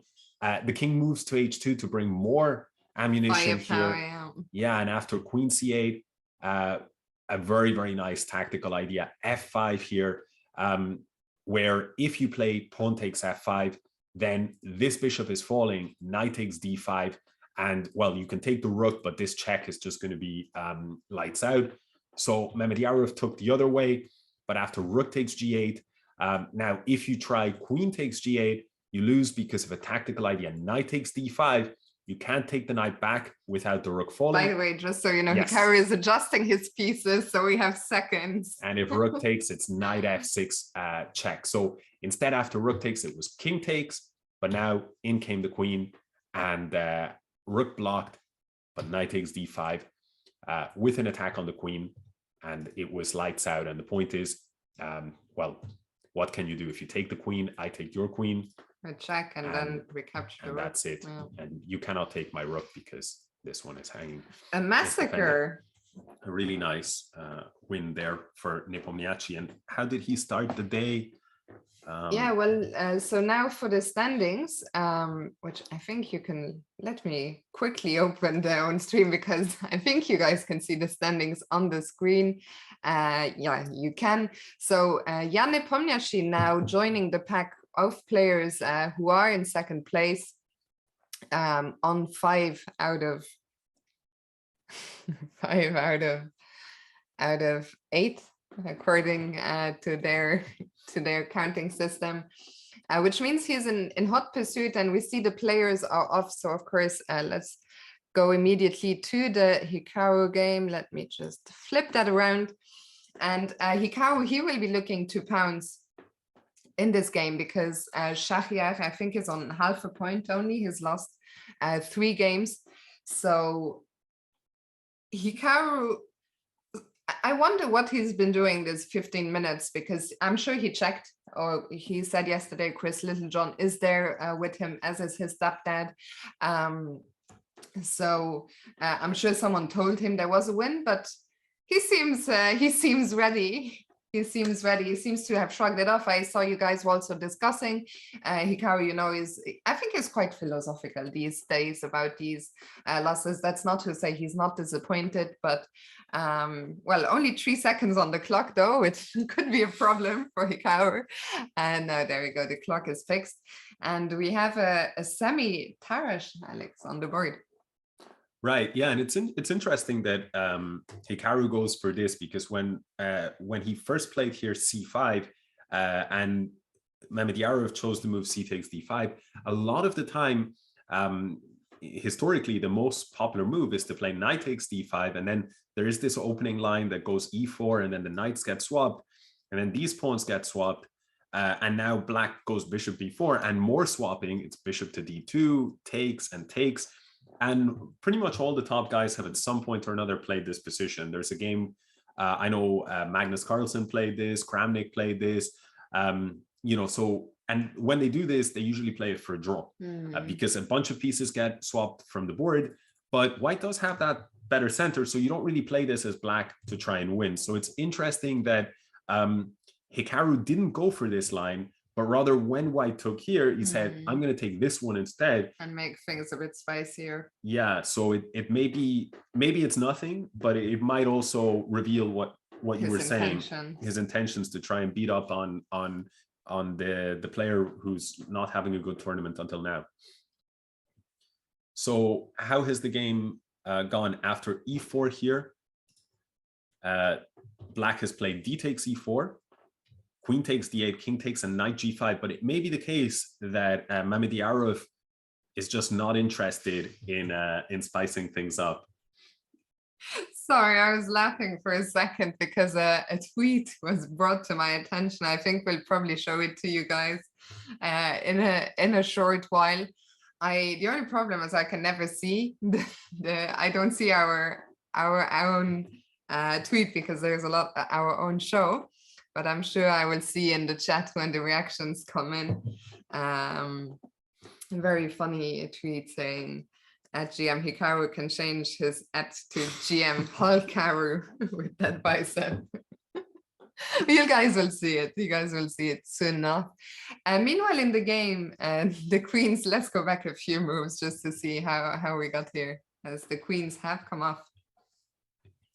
Yeah, so what happened was when Hikaru took this way, white took with the queen, and Hikaru takes what's called an isolated queen's pawn position. So the pawn is a little bit weaker, but on the other hand, you have kind of easier development for your pieces, better control of the center. But Shah immediately puts that under fire, and that forces this big sequence of exchanges. Now, Mamedyarov is down a pawn, but the pawn on f7 is hanging with a nasty threat of a fork. So Hikaru stops that. He goes bishop to e6. And I think the reason why he goes bishop to e6 and not, let's say, king e8, is that if king e8, white would go bishop c4, and there's no way. We can't defend the pawn. There's no way to defend. So they are playing theory, and this move bishop e6 is the move. But on the other hand, it does let white chop off here. And although for now Nakamura is still having that extra pawn, the problem is your pawns are doubled and they're quite easy to attack, and one of them is likely to fall. So white now going bishop to g5, and if the knight comes off the board at any point, then this pawn on e4 will fall. Right now, white's threat is to take this pawn on e4. So we see now Hikaru play this move, king e8, stepping out of the pin. Yeah, exactly. And now the last move from Mamedyarov is bishop to b5 check. So maybe one question the viewers might have is, I was going to ask you that same exact question. What if we just try to go back, try to get the pawn back immediately? Yeah, I think the reason Mamedyarov doesn't go for this is because he's really happy with two things. The first is that he has the bishop pair, and then the second is that these pawns are doubled. But if you go for something like this, suddenly the pawns are a lot stronger than they were before. So you don't have those. Black no longer has the doubled pawns. Yeah. I see a comment in the chat from Jameson who's saying this is a weird game, probably just liquidate and draw. What do you think there is a chance we might see a liquidation and a quickish draw here? Yeah, I mean, I wouldn't be too surprised because, but I guess it depends. You know Shach Mamedyarov a lot better than I do. I mean, you guys are friends for many years now, so maybe you understand his mindset, because I don't know if Shach is the kind of guy who he's had a bad start and he just wants to stop the bleeding with a draw, or he's had a bad start and he wants to get on the scoreboard as soon as possible. I think it's really, it's hard to say, because also you never know, is the bad start just, is he out of form, or does he not feel good? Is there something more going on? Because Shach is usually a very good rapid and blitz player. He doesn't seem, looking at him, he doesn't, at least there doesn't seem to be any physically wrong with him. If I saw him there, I would never think that he's on half out of 4. He's looking, quite well, they're all looking pretty imposing, right? They all look imposing. But I think this kind of position, I think he will probably be quite happy to just play. And yeah, I mean, I think a draw is a result that, he will be happy that the bleeding stops. But if he gets a chance, he will play. I don't think Shach will actively look for a chance to liquidate, let's say. Yeah, it seems like Shach should be really happy with the position, because it seems kind of risk-free to play this. White is the only one really calling, the only one with opportunities to try to get a win. For now, Hikaru just needs to, complete the development with a move such as this, and maybe we'll get a position after the swap so that white can recover their pawn. And the reason why white is the one with the better chances here than black is because black's pawn structure is a little bit weak here, especially the pawn on e6 might get targeted with bishop to c4 and rook to e1, maybe even f4, f5. And at the same time, white has completed their development while black still needs to figure out, what am I going to do with this knight on c6? Maybe this knight on b8, maybe we can bring it out to c6. And sorry to interrupt you, but if we look at Hikaru, I think also doesn't look, I mean, you were just saying Shach should be happy with the outcome. Look at both players, like just looking, they were just kind of both looking at us, but Hikaru does not look happy one bit with the outcome of the opening. Shach looks, I don't know what's going on with Shach. He looks bored or completely uninterested. I think he's probably a little bit dejected by the start of his tournament. But yeah, also Hikaru not looking happy with what he got. That's not to say that the position is really bad, but it's just a little bit unpleasant to play, and it's not what Hikaru was hoping to get out of this opening. Yeah, I think Hikaru is like any player, really, really strong in all areas of the game, but he doesn't thrive. He doesn't seek out these kind of positions that are a little bit passive, and you're kind of playing to just sort of bring it into an end game and maybe draw it out. That's not Hikaru's style. There are other players who do that a lot with the black pieces, but Hikaru, you sense he wants to win every game or create winning chances. And chat, I see you, and I kind of agree. Like, Shaq looks like he literally doesn't care. That is actually exactly what he looks like.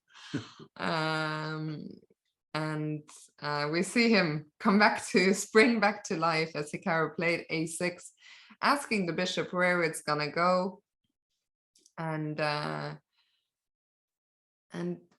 bishop b4 played. We see that the engine does not like this move so much because it now wants to go and take back this pawn on e4, right? Yeah, white wants to take that pawn on e4, but the knight is guarding, so Shaq would probably start with bishop takes, and after pawn takes, now knight takes e4, and that seems to be what he's going for. And I think the engine it's not hating this, but I think the problem is that it's just still very hard for black to finish their development, because the big problem that black has is that this knight cannot move. So if you got a position like, say, knight here and the pawn is here, the position is basically equal. You can see from the evaluation bar, but it's this one tempo that is killing black, because if they go knight c6, then rook d7 check, and suddenly the pawn on b7 is falling. And what we will find out very soon, because that's the position on the board right now with knight takes e4, is what is Hikaru planning to finish his development? An f5, which is the top engine choice. So f5, a very concrete move.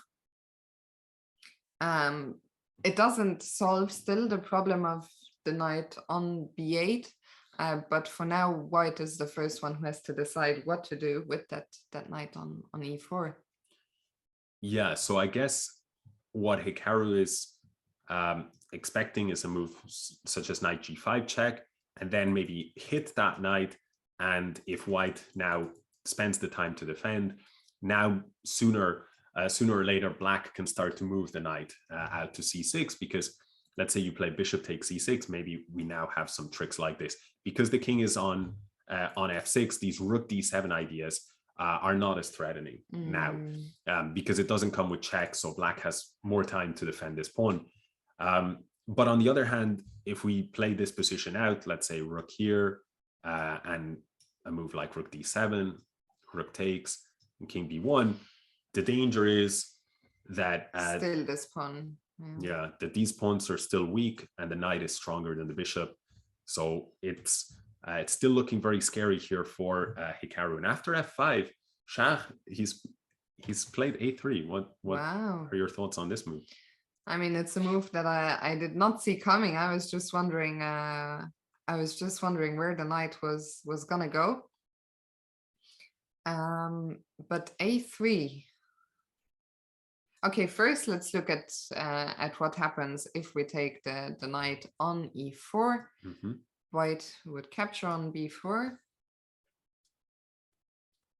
And still those two pawns, I mean, on e6 and e4, don't look pretty. And I think that's also why the engine here gives a +1 advantage, probably because one of those pawns will most likely drop. It's hard to see how we can hold on to them.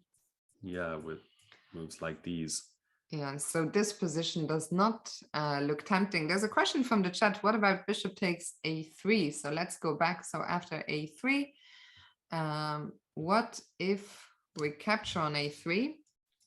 Takes on a3. Which is a very interesting idea, to just try and capture that pawn. If white were to recapture, at least here, we have the same weak pawns, but we have taken a pawn on the queen side. Yeah, I mean, absolutely. This position, the engine still says the eval bar still says it's in white's favor, but yeah, black will have level material. I guess that the engine continues to like it because after rook takes, maybe bishop b3. And so e6 will still be a problem. Yeah, maybe you'll end up down a pawn in a few moves. But it's a nice idea.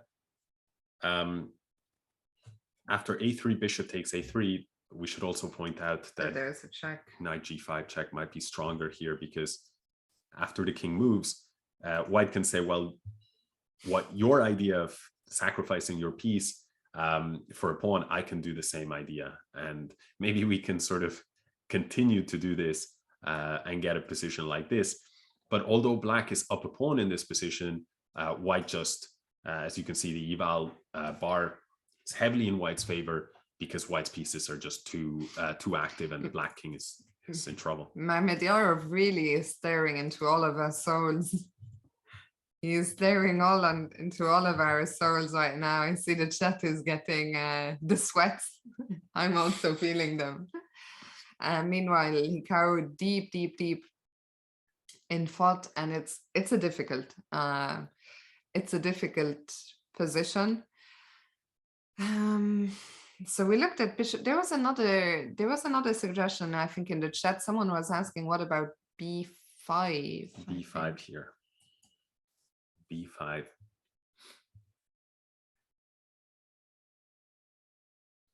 I think maybe we would end up in something similar if white tried, let's say, bishop to b3. And if we take the knight, then this position is still kind of similar, with black having this problem that if white can win the pawn on e4, they can win the pawn on e6 shortly after that, and white is just picking up too much. Yeah. And on the other hand, if you, let's say, pull the bishop back, then maybe by playing b5, you had the advantage. Now this pawn is in less trouble, but the problem is this bishop pointing at e6 is very dangerous. For example, after knight g3, white has this nasty threat of knight takes f5. You cannot take the pawn back because of the pin, and at the same time rook e1. So I think this is why, you see the body language that you see. Yeah. Shah is very relaxed because he knows Hikaru needs to be really precise to stay in the game, and for now Shah has very little risk.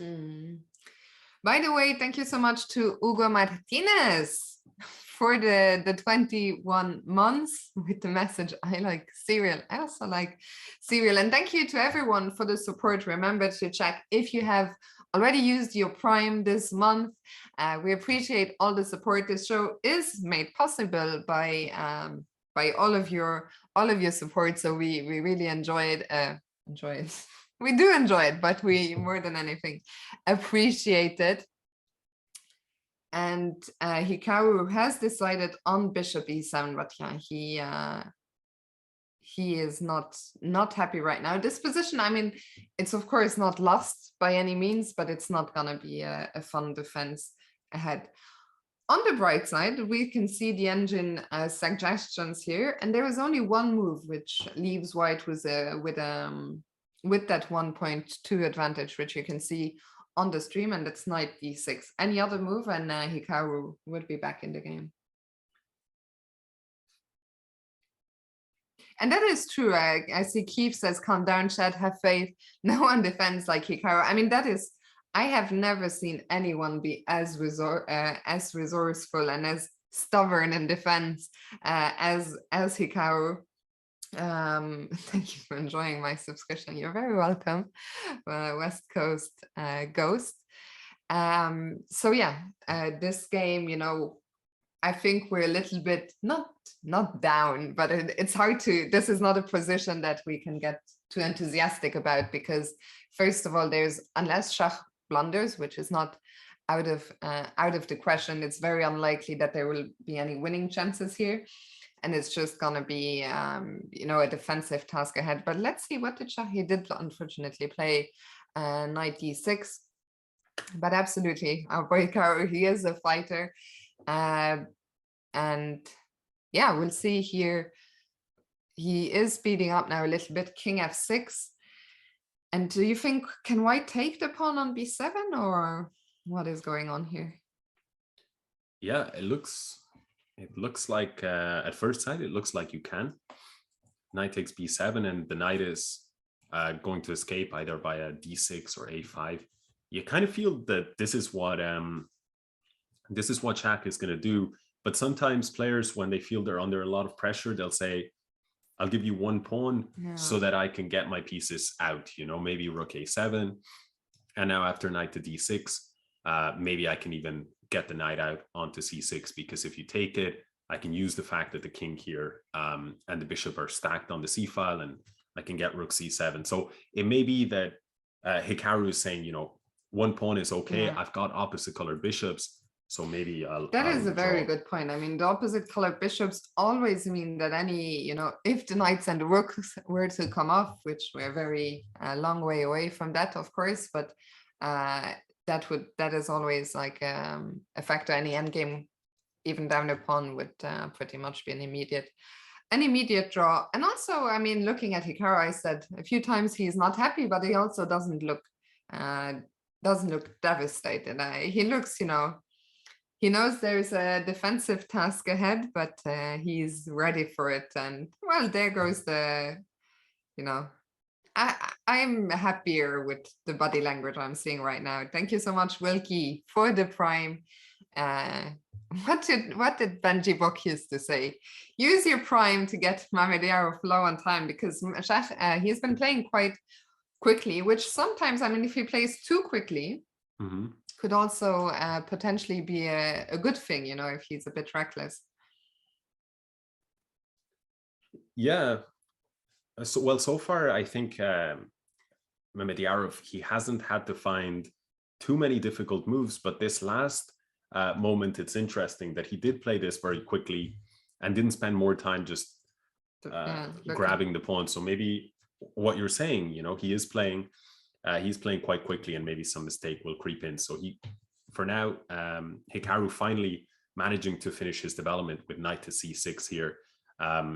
And now another big decision point for Shaq. And if you're going to go wrong, maybe this is the position where you start to go wrong, because maybe you've got bishop b3 ganging up on this pawn. You can still think about whether you want to take this pawn, maybe king b1. So there's a lot of options here for white. I liked it, wait, who said it? Jada, if you don't use your prime, you're committing a crime. I'll remember that one. Listen up, chat. Check those primes. And also, I mean, if you don't grab b7 now, this might be the last moment. And just as I say that, Shaq, he heard you. He heard me. Last chance, potentially, to grab the pawn. He goes for it, but as you're saying, okay, Hikaru has lost the pawn, but on the other hand, he has completed his development, and it is a pawn that is disappeared in front of the enemy king. So Hikaru, the rooks will probably come, one of them to c8, maybe the other eventually to b8 or double on the c file. So at least he gets some play now. Yeah, I wonder actually, will he start with rook to c8? And which rook, which is always a tough question. Yeah, I would say he'll probably be tempted to put the a rook on c8, because it's maybe not going to do so much on the a file, and maybe this rook can find a home on e8 or d8. After something like rook c8, if this is how the game continues, king to b1 would make sense, just to step out of harm's way. But what then? I mean, I think we might be in for, especially because Hikaru is a very... Hikaru has... Oh, but he's played rook h to c8. Ah, okay, rook h to c8. So that, I have to say, is a little bit surprising to me, but perhaps the idea is... Maybe the idea is to either rook b8 or double on the c file, in which case it wouldn't matter so much. Anyway, Shach does play king b8, king b1, sorry, the move we were expecting, stepping out of the c file. And now, yeah, maybe after all, Hikaru's a rook winds up I mean, as you mentioned, it could be that they just double up on the c file, but it could be that Hikaru's intention is, I know you're going to put your king on b1, and now after rook b8, I can maybe generate an attack here with the bishop and the rook combining. Yeah, so let's have a look, actually. Let's have a look at rook b8 and try and figure out how would white react to that, because we are asking a very serious question. We're attacking the knight on b7. The knight... Sorry, yeah. I was going to say, first of all, the knight could go back where it came from. Or did it not come from d? It came from d6, yeah. Yeah, and I think maybe this is the cleanest path, because it blocks the bishop, so there's no tactics left here for Hikaru. Probably black would have to guard against this rook d8. That leaves the knight hanging, but the other knight is hanging. Yeah. And we might get a position like this one. Let's say the rooks get swapped off the board. And now what I could imagine black might aim for is a move like knight e5, just try and get more pieces off the board. And this is what we were mentioning earlier. If you can get this endgame, then you can move, you can reasonably expect to have very good drawing chances, even though you're down a pawn. So Hikaru is probably looking into positions like these, but we'll see after rook b8 how Shah reacts. I see that Shydog has decided to put an end. We appreciate, we very much appreciate the pineapple support chat. Oh no, Shydog was just trolling us. No, we appreciate the pineapple support. Just sometimes it makes it hard to see if there's a question. But I don't know, what should I? Shydog. J-Dog. Is that how I should say it? J-Dog. I think I knew once what it stood for. Anyway, I'm rambling. Also, talking about the pineapples, I should know. I mean, I've been streaming for 5 years. I should know that bringing it up is just gonna encourage it. So keep it coming, guys. Pineapple power. As Shah just came back to the board. Yeah, or was I hallucinating? Shah just came back, yeah. Okay. So yeah, knight d6. I was just sorry for the delayed response. I was kind of entranced by all these pineapples. Genuinely, there's a kind of a wall, an effect after a while. You just kind of get lost in them. I know. Spam this, hey people, pineapple. To what? To nothing. Great job, guys. Does Hikaru actually like pineapples? Like, I don't know. I've never seen him eating any pineapple. Great question. I mean, maybe chat would know the answer, but we won't see it among I mean, I presume Hikaru anyway. I'd imagine he's received many requests over the years to eat pineapple on stream. I saw an answer there. Yes, especially on pizza. You don't mind pineapple on pizza. I love pineapple on pizza. For me, it's, I mean, he only likes it on his shirt.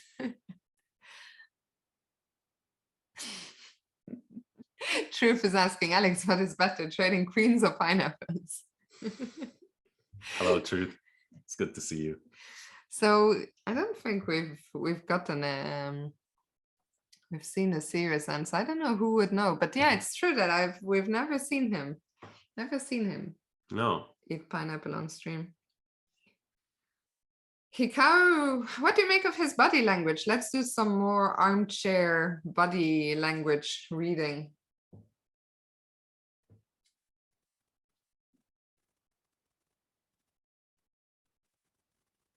It's hard to say. They're not giving away that much, either of them. I'm trying to read the language, but I think you really need to be an expert to get anything here.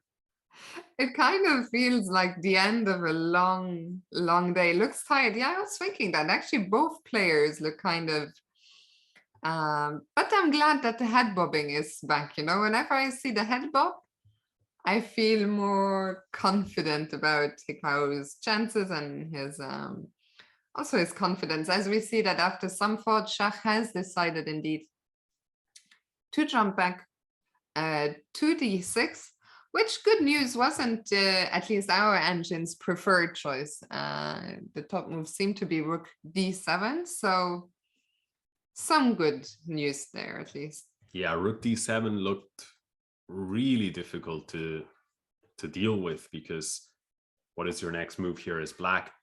You'd want to kick out the rook with a move like knight e5, but here there was rook takes e5, and then after king takes, the bishop would fall, and white's two minor pieces are a lot stronger than just one rook. So that didn't happen. After rook d7, it would have been a little more challenging, and after knight d6, Hikaru has already played rook d8, and the game could be going to bless you. Thank you. It's interesting, Hikaru has just left the board. Maybe it's that he feels a little more relaxed now. He sees this idea, this line of knight c4, Getting some pieces off. Get this off the board, and now knight e5 and get the knights off the board as well. Because if you do something, we can do a quiz for the chat. Let's say white doesn't want to get the knights off the board here. What move would black have? I need to first figure it out myself.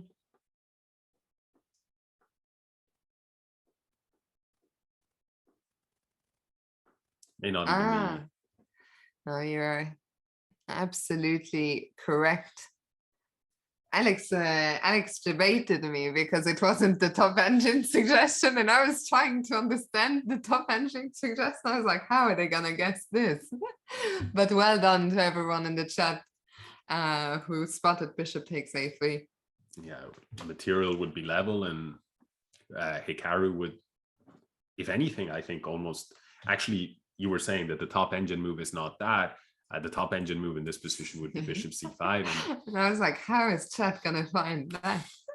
What's even the idea?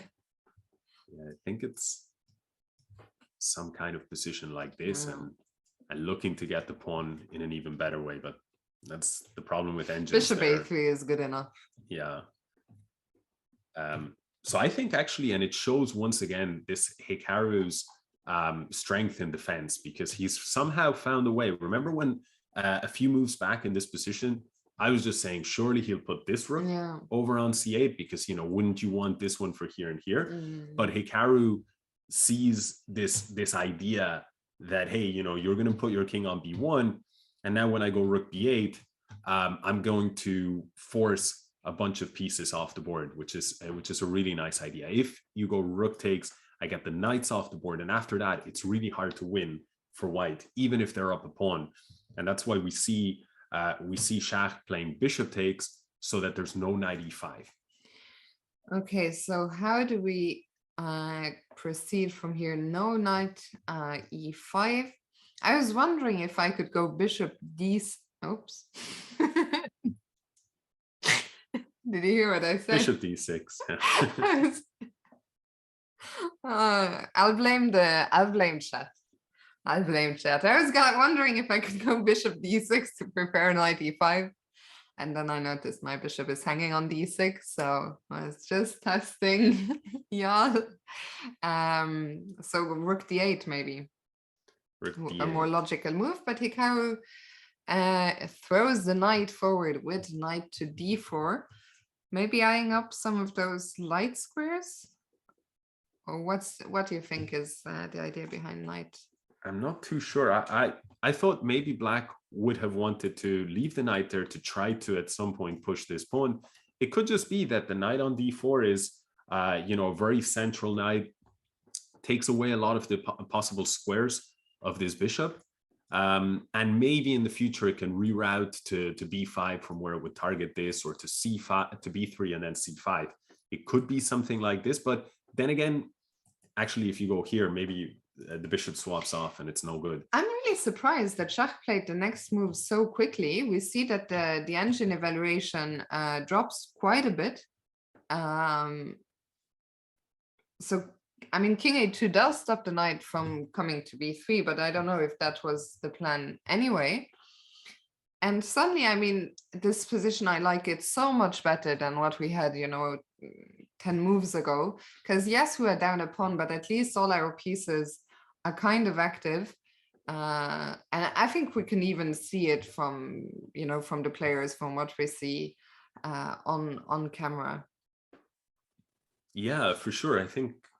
I mean, Hikaru, remember a few moves ago, this was the problem knight. It was on b8, and it was really giving him a headache. And now that might be the best piece on the board. So it's a huge difference. And if you're Shahriar Mehmediyarov, you might be starting to, you know, think, well, is my bad tournament just going to continue? And here, have I blown away most of my advantage? And doubts will creep in. Doubts will creep in, yeah. Okay, bishop b3. One question is, do we ever want to take that bishop? I think Hikaru won't want that, because suddenly it's not just being down one pawn, but if you go for something like this, now it's also knight versus bishop. So it's usually easier for the side with the extra pawn to win if it's knight versus bishop. I don't know. Sorry, I don't know how I've never seen this joke, this pun by Rip City, hit the road check. I've known Shaq for, you know, close to 25 years. How I've never heard that? How has nobody ever made that joke? I don't know. It's good, no? It's a good joke. Shout out Rip City 95. Okay, back to the game.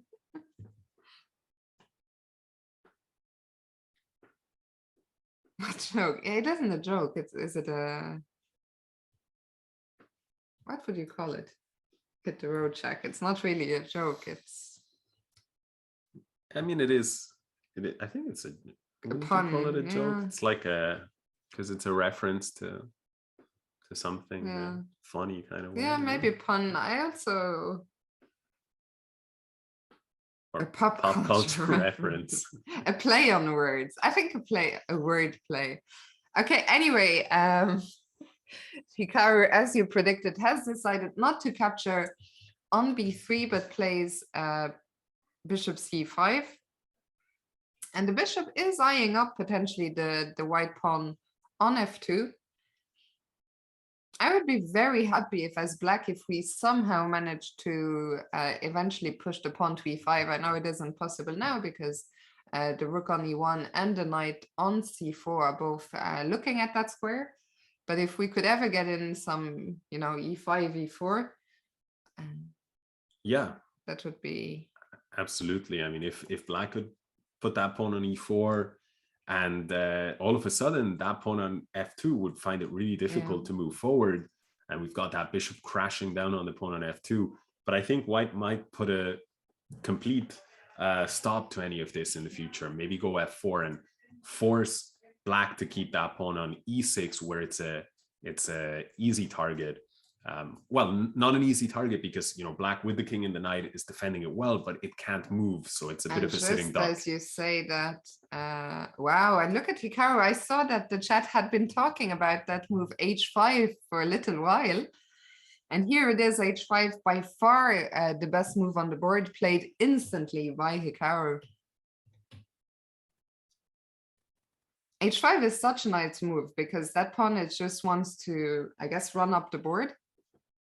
And then once it's here, maybe looking to play rook g8. Yeah. Rook g8 and target the pawn on g2. Yeah, and Hikaru is, it feels like he's played more or less a perfect game after getting this problematic opening, and you feel the confidence getting back into the way he sort of looks, and it's just a little bit less tense.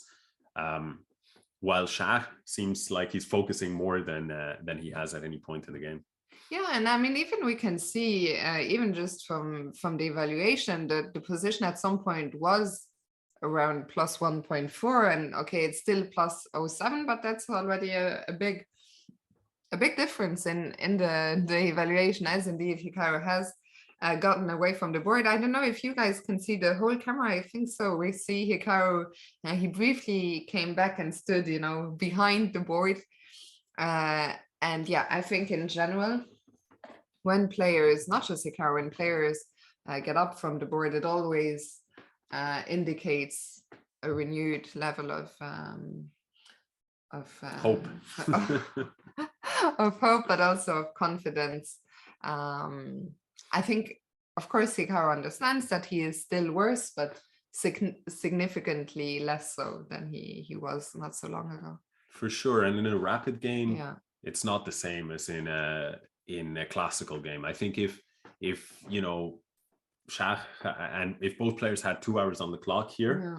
I think he'd be a lot less enthusiastic. But now the game is, you know, it's anyone's game. And what's nice about the position here is you can definitely picture that if Mehmediarov keeps playing inaccurately, Black could get chances, not just to save the game, but to maybe win it in the future. Yeah, and Shach, I really think that the importance of confidence in a tournament cannot be overstated or understated. Overstated. No. Cannot be overstated. I mean, Shachia, for those of you who might just be joining us now, I saw there were a lot of questions. Which round is this? This is round 5. So there's one more game coming up today after this. It will come up in 50 minutes. But Shachia is on only half a point out of 4 games. And although we saw earlier, he looked very confident and he had every reason to be confident. He had a lovely position. Those doubts, they just start creeping in, and you just don't have the same level of confidence when you're on half out of 4 as opposed to being on 3 out of 4. And we see, sorry, you know, I absolutely agree with that. And I think, like, the chat, 2 comments that stood out to me. One, Xenomorphy says this game seems to be glacially progressing, but Hikaru's slowly getting back into contention for the W. I don't know, do people say W or the dub? I have no idea. I've heard both, but I don't know what the official consensus is on that. Maybe we can get a poll in the chat going. So yeah, but I agree exactly with Xenomorphy's point there. And then there was another comment that I saw from Jean P. Fartre. Great job. So who says white may be better, but it seems hard to play, and that's true. I think it's a hard position for both sides to play, but on some level it's actually harder for white to play because Black has all the pieces well, and has a plan of attack here on the king side with pawn on h4, whereas for white, what does white have? The extra pawn. This is the extra pawn. Yeah. It's really hard to see, how am I going to make this extra pawn count anytime soon, because my pieces are actually kind of bunched up right in front of those pawns. It seems that dub, I think, which is also the Hikaru's preferred expression. It's a dub, yeah. It's a dub, yeah. Okay. And yeah, Shach, I mean, also from his time management, I think at some point he was up quite a bit on the clock. That has now changed. He's the one a bit lower on time. Of course, both players very similar time, both 8 minutes something. But suddenly, you know, Hikaru is getting those that active play you were talking about. H4 once again. Just asking white a very concrete question of what are you gonna do? I'm gonna pile up that pressure on G3. White never really wants to take the pawn on H4. And we see with almost every move now, the advantage just, you know, getting smaller and smaller. And I absolutely agree with you and with the people in the chat who, I don't think it's out of the question at all that suddenly this trend might even continue in the other direction. Yeah, and you see that radical change in the body language for both players, right? Shach is more focused than he's ever been. And again, we might just be, I mean, we're really taking a lot of liberties with our claims of being suddenly body language experts. The fisheye camera rolls out and suddenly we understand everything. But It feels again that Hikaru is a lot calmer than before. I was thinking earlier, actually, I don't know, do you think this is completely crazy or does the chat think it's crazy? But chess would be kind of an interesting one with to test like a body language expert. If you put up like footage and you knew, and the expert doesn't know anything about chess, but you grab like footage of people like blundering, like top grandmasters blundering, where you expect most of the time they'll know it, but they're kind of trying to hide, and asking the experts, you know, the experts don't know what the result is or who blundered, and asking the experts, I wonder. It's an interesting one because there are some players, and Hikaru is one of them, who are very expressive, where I think it wouldn't be too difficult sometimes, but there are others who I think who really, you know, have poker faces. And I agree, it would, I was thinking what you were gonna say is it would be really interesting to watch a tournament without seeing the board, just watching the players. And I thought that's a bit extreme. I don't know about that one. Binary machines, says Alex, I think this has been thought of before. Yeah, I mean, I don't know that. I've never read anything about it actually, but if it has been done before and there is a link or something, let us know. I'd be curious. As we see that Shach, I mean, he's been in the tank for over 3 minutes now, but he does find the best move, knight e5. So knight e5, e5 is the logical outpost for that knight, not only blocking up black's e6 pawn, but also that knight. What is this knight called? Isn't it called like the octopus knight? I think an octopus knight is a knight on the 6th rank, I think. I always thought an octopus knight was just a knight where all the squares were available, but maybe jumbo pony. That's also a good one. Does white have a concrete threat, or does the knight just look nice on e5? Maybe the threat is not to win material, but with knight d7, maybe let's say, I don't know, that black were to play something like a5, now knight d7, king, let's say, moves, you get a position like this. And suddenly we've got, again, opposite, completely different minor pieces, which gives the side with the extra pawn slightly more chances, but maybe it's not a big deal because black's knight feels like a really strong piece. So what would you make of, let me ask you a question here. If this were to happen, this line that we just went down, and if white now played a waiting move, let's see, rook e3. Okay. I was just wondering, and if black took on the knight, black took the bishop, do you think this rook ending, what do you make of this rook ending? Well, I think we'd be in store for something kind of similar to the last one, right? Yeah. Where again, maybe with best play, you're looking at some possibility to hold it, but in a practical game, you know, white is winning a lot here with that extra pawn. The chat is caught you. What has caught me? I'm like, how does this even make sense? When are you guys planning to get married? Because you both got engaged day before yesterday. That's why both are commentating together from the same place. I never knew that, you know, being in the same place was a proof of engagement, but learn something new. Learn something new every day.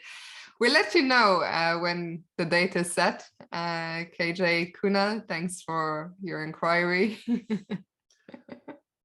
I don't feel like it was as much of a, well, it was an inquiry on the marriage thing, but it was a statement on the engagement. So yeah, it was a statement.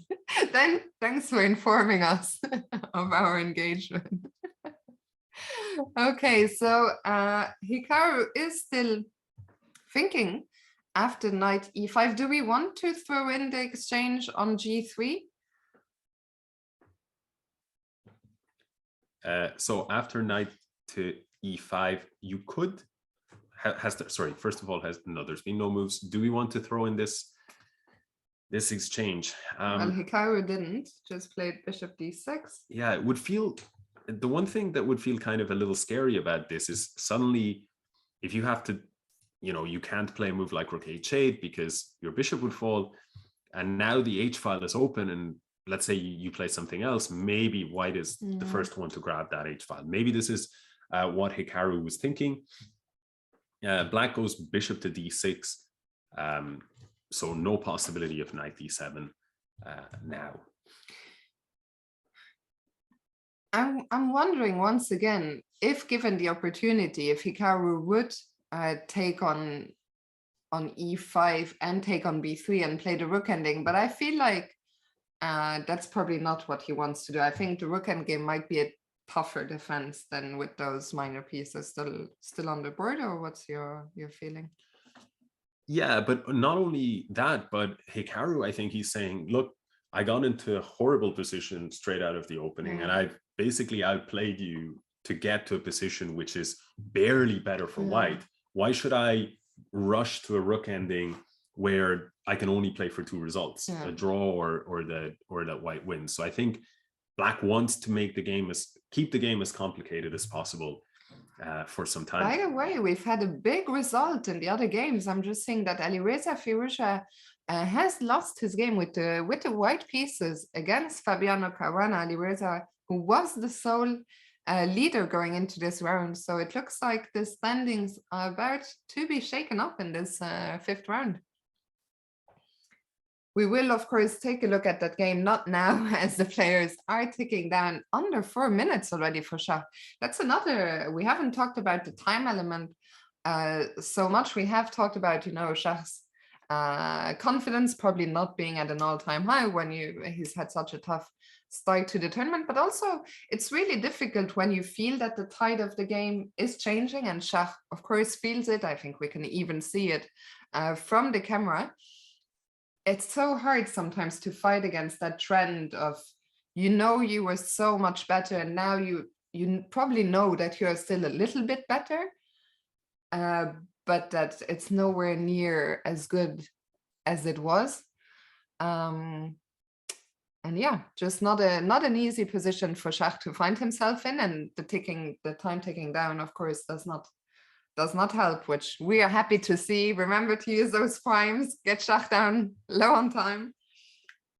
Yeah, I mean, I agree with what you just said. It's a tricky spot psychologically because it's that momentum, that you're talking about, and at the same time, Schach feels he has that advantage, so he doesn't really want to bail out for a draw. He wants to try and convert the advantage, but he knows if he's a bit reckless or too ambitious, it could become a bit of the tables could turn very quickly.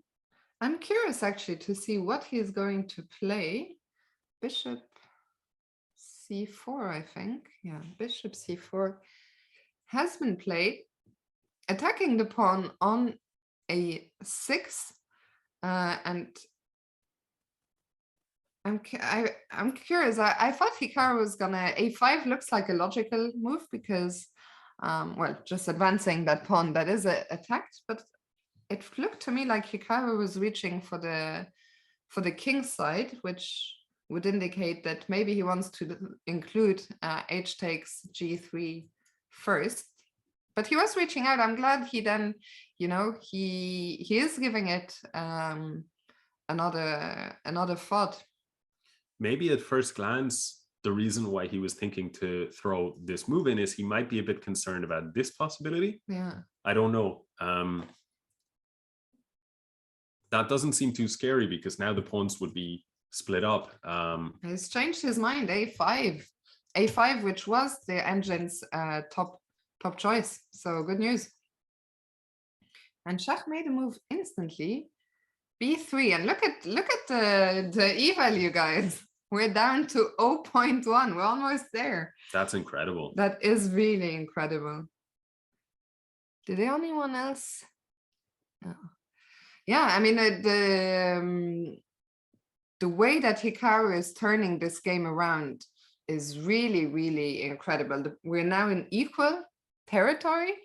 I mean, the engine is suggesting a4, which looks really tempting to me, giving up another pawn, but opening up the white king even further. Maybe let's have a very quick look. What would happen if a4 and white probably doesn't have anything better than taking that pawn. Then to take, which is looks quite scary. And now I thought that the idea would be maybe, or at least one possibility is bishop takes e5. You cannot take with the rook because the bishop would fall, but you can take with the pawn and then it's check and you get a position like this.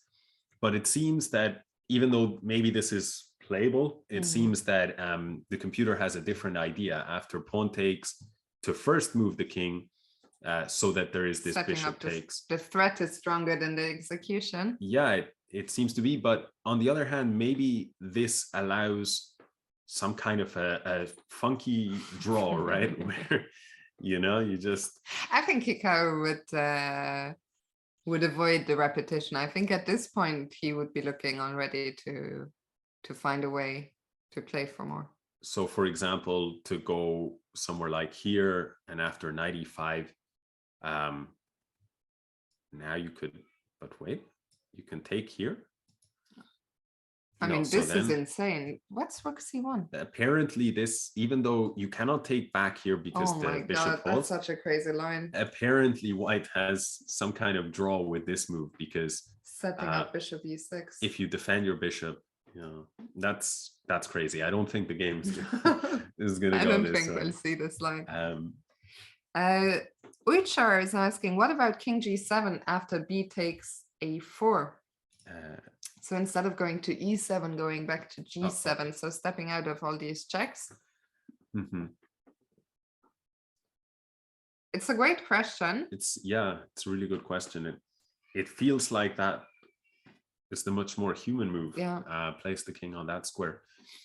And the computer is saying that rook to c1 is the only way for white to keep an advantage. So why is the king better in this position? Like, why is it that if you went king e7, rook c1 would not be as good? It says takes. Why is the king better placed here on e7 than on g7? 92. You cannot take. You cannot take because the rook hangs, and after rook c2, it's just a draw. Okay, these lines are insane. Let's get back to the game because we've had a couple of moves. Yeah. So after b3, Hikaru didn't go for a4. He took on g3 and went rook d8, which is another logical way to proceed. Rook d8 just covering that square on d7, stopping any checks there, but also putting the rook on a file where there is more perspective than on the c file, because the bishop on c4 was doing a great job of blocking that c file. And look at Hikaru. He's looking more and more confident by the minute. Yeah, it's rook e3, and guys, we've made it. Zeros. But not just zeros. We can maybe bring it to the chat here. Black has. Sorry, I got Sorry, no. If you wish to bring it to the chat. Yeah, chat. There's a tactical shot in this position right now. Can you spot it before Hikaru hopefully does? Diosgo first. No, it wasn't first. Sebs was asking, why can't you take? That's exactly the move we're looking for. Bishop takes a3. Let's put that on the board. It feels like the body language expertise should come back right about now and try and figure out, has he seen it? We see he's looking to make a move very soon. I feel he hasn't. Or what is the chat thinking? Has he seen it? No. That's a pity. Bishop. That is c5. I think it's just a position where, like, you don't expect a tactical shot to come along. Also, bishop c5 is so tempting to line up the bishop. Yeah, let's go back. Truth is saying, but what about bishop takes a3, knight c6? So let's have I think this bishop a3 probably not as easy, not as straightforward, because obviously if white takes the bishop, let's just show the most crazy move. But is this, oh, sorry, excuse me. Yeah, just king takes, of course, led to the fork. And this is picking up the rook. But yeah, knight c6. Knight c6, an incredible idea. That's a really, yeah, the truth with a brilliant point here that knight c6 makes it near impossible for black to find the saving move. There's only one move, because if you take this knight, you lose after rook takes e6, and the position is falling. White will get back their piece, but black has bishop c1. And the point is, let's say I go rook e1, and now I'm targeting this piece.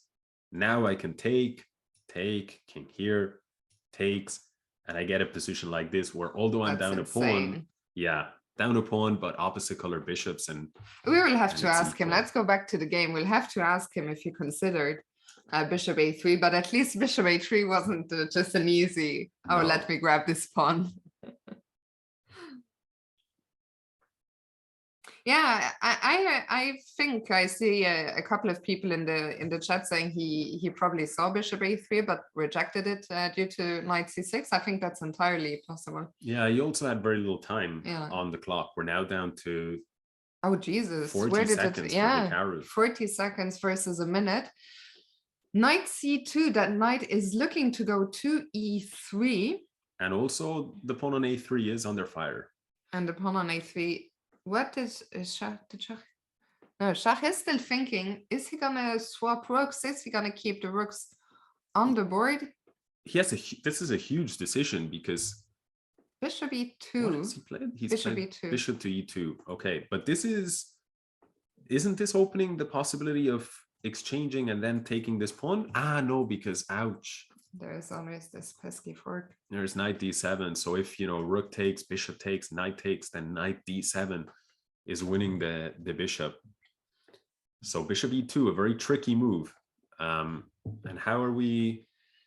I would love to get that king away. Thank you, Hikaru. King g7, just stepping out of any potential forks. But Hikaru has kind of synced up to a few of your comments. Yeah, I'm not sure if that's a good sign. I'm not sure. I mean, he's playing. When one of the last ones that I remember was when you said to bring the queen's rook over to c8, and he played that and then played perfectly for about 10 moves. So. What is the increment here? Absolutely, 10 seconds per move, Savio. But the player is really down to their last seconds now. What do you think now? Is Shah gonna swap the rooks? Is that rook moving away? Well, how is he gonna deal with the pawn on a3? He does swap rooks. Shah is just, he wants to kind of get that insurance. I'm not gonna lose this game. I'll get the rooks off the board, and the most likely outcome is a draw here. Knight c4 also makes a lot of sense, defending the pawn on a3 and hitting the bishop on d6 and the pawn on a5 all at the same time. Bishop has gone back to c7, protecting the pawn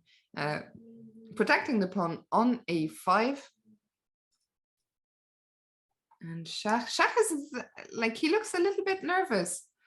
As you say, it's a position that unless he makes a horrible blunder, which with knights on the board, it's always possible to make a horrible blunder. Yeah, but outside of that, he should be quite safe. But it's going to be very difficult to win this. Yeah. So hopefully Hikaru keeps the position almost more or less level. Take the poll. The what if board sign. What does that even? Because I can't see. Vote now. I can't see our chat. That's the problem. I can't see what if. Vote now. Let us know your thoughts on the what if sign. Meanwhile, knight e3. Where is the white knight looking to go, Alex? I think maybe so. Well, actually, I don't understand this move, to be honest.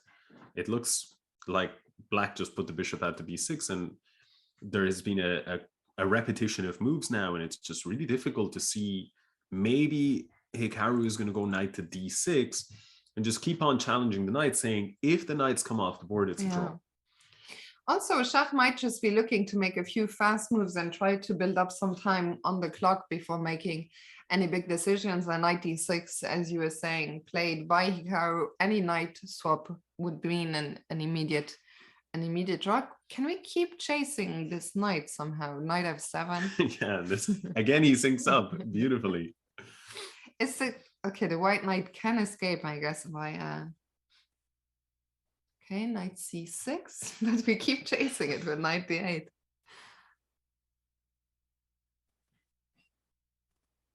I really think that, okay, let's not jinx it, but I think we're quite close here to a draw.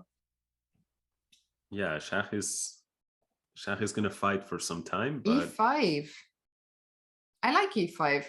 I think any pawns coming off the board are going to bring the draw closer. Yeah, and also if you take this pawn, then that knight is coming in with an attack on the knight. So white is taking it a different way. But now quite some time ago, you were saying about pushing that e pawn. I wonder, will e4 be played here, or will it feels like taking on f4 also is very tempting. Fixing the white pawn on a dark square where we can always hit it with our bishop. And I think if those 4 pawns on the king side get liquidated, we should be very, very close to a draw here. Yeah, and we can see here actually what Hikaru did. He just slotted the bishop back with that pressure on the opponent, saying, well, if you go here, I'm just going to keep on checking and going back. And if you go here, then I can fork you. So bishop to c4. And do you think the idea? Sorry, I see that I have no sense of humor. Won the poll, which is brilliant. Well played, Chad. Well played. I didn't get it though. I feel like I should get it. I shouldn't probably admit it. So I would also have voted. I have no sense of humor. But also thank you, Jaron, who is a genius. Okay, I'm back in the game, and things have cleared up, and it looks like Hikaru is now. He's got it, yeah. He's within a few moves. So I think this, I mean, I thought this was just incredible defense, like crazy. I mean, the opening was. Let's not call it over just yet. I'm always after the infamous Lawrence Trent jinx of the World Cup of whatever that was, 2016 or something. On the bright side, nothing can top that, right? So this is, no matter what you say. If you guys don't know what we're referring to, the final of the World Cup where Peter Swidler played against Sergei Karyakin. Peter Swidler had won the first 2 games. Lawrence Trent publicly congratulated him on winning the World Cup on Twitter, not realizing that the final actually consisted of 4 games rather than the usual 2. And Peter Swidler went on to lose the next 2 games and the tiebreak. So yeah, was quite the achievement by Lawrence, by good old Lawrence Trent. A really nice technique here in this particular game here from Hikaru. It looks like we're going to be seeing a draw in the next few moves because Hikaru brings the king over to d5, and now when white targets this pawn, instead of defending it passively, black gives the check and says, if you move this way, these pawns are in danger. And so white played king to d3, and now going back instead of defending. So if these come off the board, then I think we'll see the draw. Florence. But yeah, Hikaru now we see the players have built up a little bit of time. Schach has 40 seconds again, but it looks like that isn't gonna help him. All engine lines all say 0 zeros. Schach is trying, of course. I think he will be similarly frustrated to the way Hikaru was in the first game, although I don't think there was ever a clear-cut win in this game. But it was his kind of position. We see now that the F pawn has dropped, but Hikaru is going to take, I think, all the pawns on the queen side and then eventually just sacrifice the bishop. And we see that Hikaru has completely relaxed. I think a liquidation will follow shortly. The bishop, you can just never, the diagonal is too long that the bishop is on, so you can never queen that F pawn. And I don't know about you, but I think if I were, let's say, playing a player in these games, I would, like, if I played the last game that Hikaru played where he had a chance to win, and then if I played as Shah in this game, I would feel worse about not converting or not putting more pressure here as Mamedyarov than in the last game about Hikaru not taking the chance, because it was just one chance in the whole game. Whereas here, Mamedyarov had a better position for the bulk of the opening in the middle game. Yeah, absolutely. Absolutely. As we see that we are getting here to the did he queen to a knight? Did he queen to a knight? He promoted to a knight. So we see a sense of humor there, at least, with the players staying behind at the board, discussing the game. But what a save by Hikaru. I mean, that was really, really resourceful defensive display. That was incredible. I thought it'll be interesting to hear his own opinion on whether or not, what he felt were the critical moments, but it felt like it was a near perfect defense. Yeah, I mean, and I always enjoy seeing the players, discussing the game afterwards. It is clear that Shahryar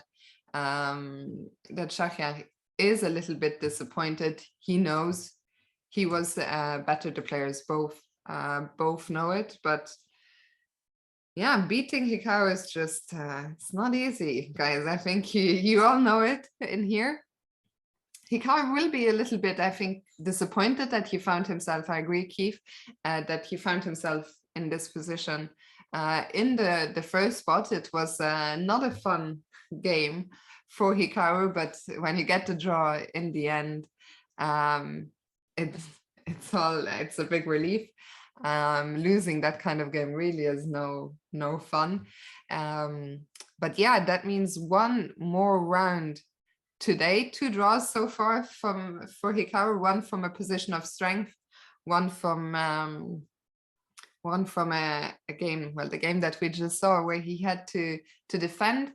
Once again this round, only one decisive result, that was Fabiano Caruana's win over Alireza Firouzja with the black pieces. I think what we are going to do is, I think we're going to take a quick break in a second, and then we will come back in a few minutes and at least have a look at that game between Alireza and Fabiano, but also see if we can find some other highlights.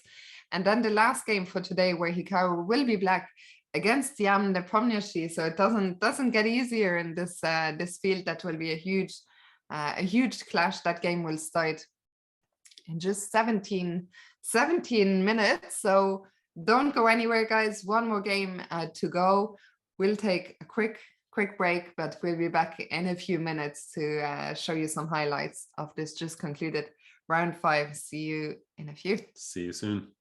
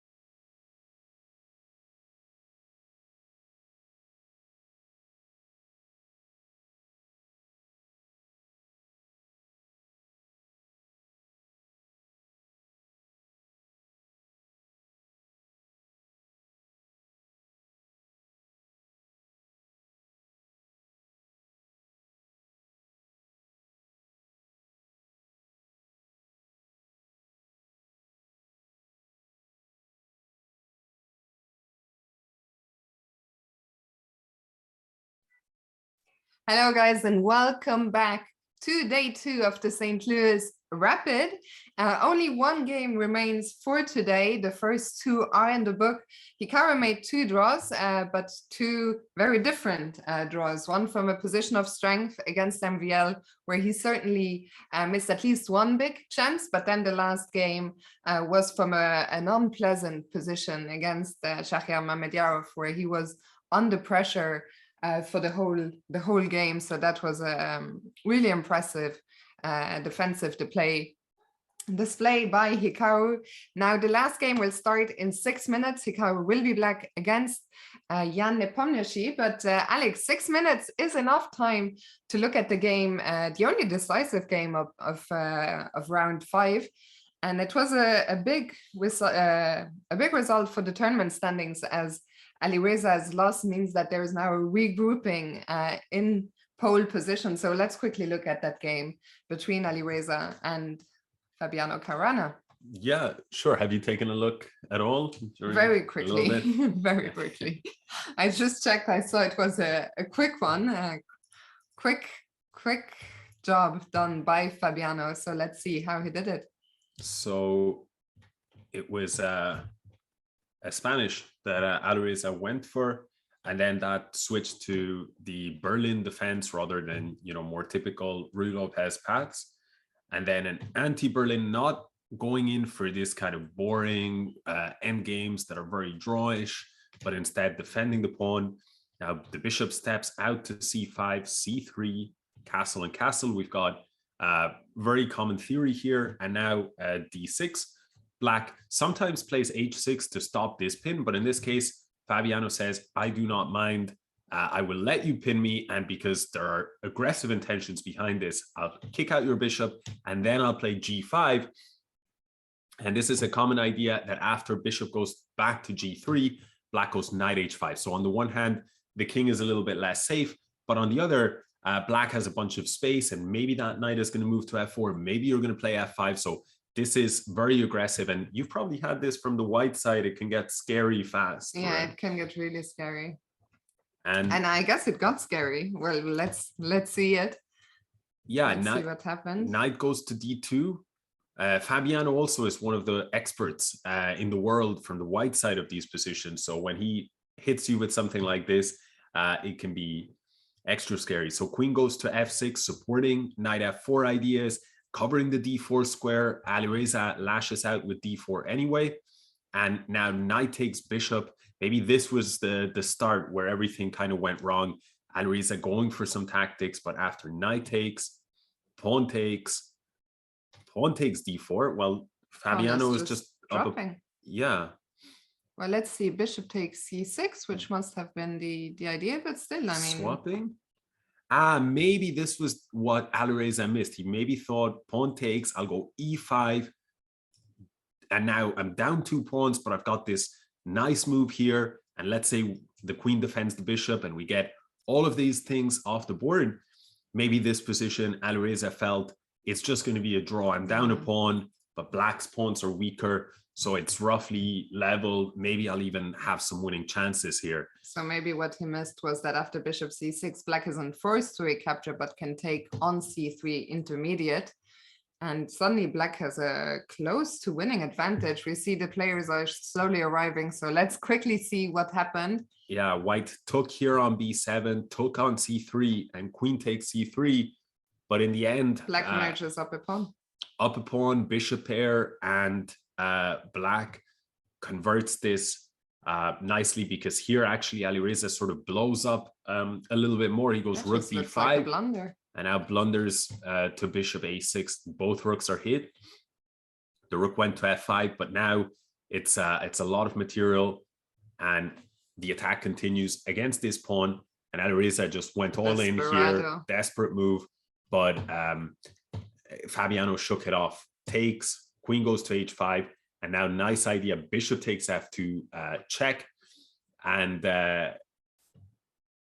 well, white does not take, goes king to h2, and now queen g7. Finally, he does take, but after rook takes e4, we've got, what, 2 rooks against only a rook and a knight, and a couple of pawns to boot, and that was that. A couple more moves, but that was that. Very nice game from Fabiano, but helped a lot by a little bit of a blow up, it seems. A little bit of a blow up by Alireza, which means that we now have 5 players sharing the lead, and that's Jan Nepomniachtchi, Hikaru's opponent. We just saw the handshake there a second ago, but Alireza remains in that shared lead. Also MVL, Dominguez, and Jeffrey Zhong. Fabiano Caruana just 1 point behind, like Sam Shankland. In a way, this is good news for Hikaru. He's still a little bit behind, but it's good that no one is breaking away with a good lead. We see the 2 players at the board. I saw a lot of comments in the chat saying Berlin draw incoming. I'm sure Hikaru would be happy to take a Berlin draw against Jan, but Jan is one of the players in the lead. He is playing white. I think there is no chance that we'll see a quick draw here. No, but on some level, that's good for Hikaru because it always creates more chances that you will win. If Jan was hell-bent on a draw, it'd be tough with the black pieces to make something happen. And it is now local time. What is the local time in St. Louis? Actually, I was going to give you guys the local time, then I realized I don't know what the local time is. Maybe 4 p.m. Anyway, a handshake and we're off, and Nepo opens with d4. So guys, we will definitely not see a Berlin draw, that is for sure. So this time we see a classical Queen's Gambit declined. I don't think Hikaru had any interest in repeating what just happened in the game against Shahriar Mamediyarov, and we see the Catalan. You guys might have heard of this opening called the Catalan. It's always been a hugely popular opening, but it was even more so revived by a certain Magnus Carlsen in his last, well, what will remain, at least for now, his last ever World Championship match against a certain Jan Nepomniachtchi. So Jan is very well acquainted with this opening from both sides. But of course, also Hikaru spent a lot of time looking at these openings, and they're blitzing through it so quickly. Alex, over to you. What is going on? Is this still all theory? Are the players just following a big preparation? Yeah, I mean, the Catalan isn't something that I play with either color. But as far as I kind of recall, Hikaru, I remember when I've looked at it over the years, Hikaru seems to me to be quite an authority on the black side of how to play against this. He always has a lot of different ideas and sort of seems to have studied it very extensively. And here, if we go back a few moves, it's quite interesting that in this position here, all of this is up until here, we're playing, you know, kind of we're at the start of the Catalan, and white has a couple of different options, but this move, queen to c2, basically what white wants to do is recover the pawn and claim, you know, I have 2 pawns in the center, you only have 1. That's kind of the idea. But the black has many different paths, and one of the most common paths, or the most common path, is to play a6 and say, you can take back the pawn, but I'm going to go b5, and then I'm going to Fionchetta my bishop, and at some point I'll try and chip away at the center. But what's interesting is the players have gone a totally different direction with b5, and now this move, bishop to b7, which is extremely rare. Yeah. So Hikaru is bringing out fresh ideas in the Catalan. What's interesting, sorry to interrupt you, just for 1 second, I see that Nordman was saying Hikaru recently played this line in the RCC, in the Rapid Chess Championship. I'm curious whether, and he is saying he lost that game. I don't know if someone else can confirm that, but would be interesting if maybe even these 2 players had this position against each other. And yes, sign seems to confirm that Hikaru plays this line all the time. So both players probably expected to go down this line. Okay, yeah. So this may be like a pet line of Hikaru's from what people are saying in the chat, and so hence why both players are playing so quickly, let's say. So that adds a very different flavor than what I thought. I actually thought I thought that this was maybe something fresh from Hikaru, and might have caught Nepomniachtchi off guard. So knight c6, knight to d7, and now h4. I mean, it certainly didn't catch Jan off guard, because if we look at his clock time, he's actually up almost 2 minutes from the starting time. So he has blitzed out every single move, and after h4, Hikaru, the first player here to go into the tank. By the way, thank you so much, Breadcrumbs, for the prime sub saying, get him, Hikaru. I mean, of course, a win in this last round would be absolutely fantastic result with the black pieces against Jan Nepomniachtchi. I always feel the last game of the day is especially important, because that's the result that you go to bed with, and often a win or a loss in the last round can make a big difference even on the next day. Yeah, as some people say, you reset by winning. So not by singing, not by shouting kumbaya, which is one of my, I mean, I don't know, did anyone else enjoy the kumbaya line? First of all, do you guys know what we're talking about? I'm sure a lot of people at this chat knows they know their memes, they know their chess pop culture references. This kumbaya line, one of my favorite lines in recent times. But yeah, h4 seems to maybe be what Nepo had prepared here. I got sidetracked. I was saying thanks for the prime. Remember, you guys in big part make this show possible with your support. You get a free prime that you can use every month. Make sure to check it, make sure it doesn't go to waste. And in general, thank you so much for the support today and every other day. Okay, shall I actually try and say something about the position, or should I keep going? Well, I'm kind of lost a little bit in a comment by someone who said that Nepo looks like he's about to audit your taxes, which got me, I have to say. So yeah. I mean, this angle, it never look at him like he looks deformed. Like, I'm sorry, he looks like Quasimodo or something. He definitely he looks like he has the world's widest shoulders, right? I'm sorry, what is that? And his right shoulder is about twice as wide as his left. Okay, Tim Cannon is trying to get us back on track and asking, is Queen B8? Is Queen B8 a move here?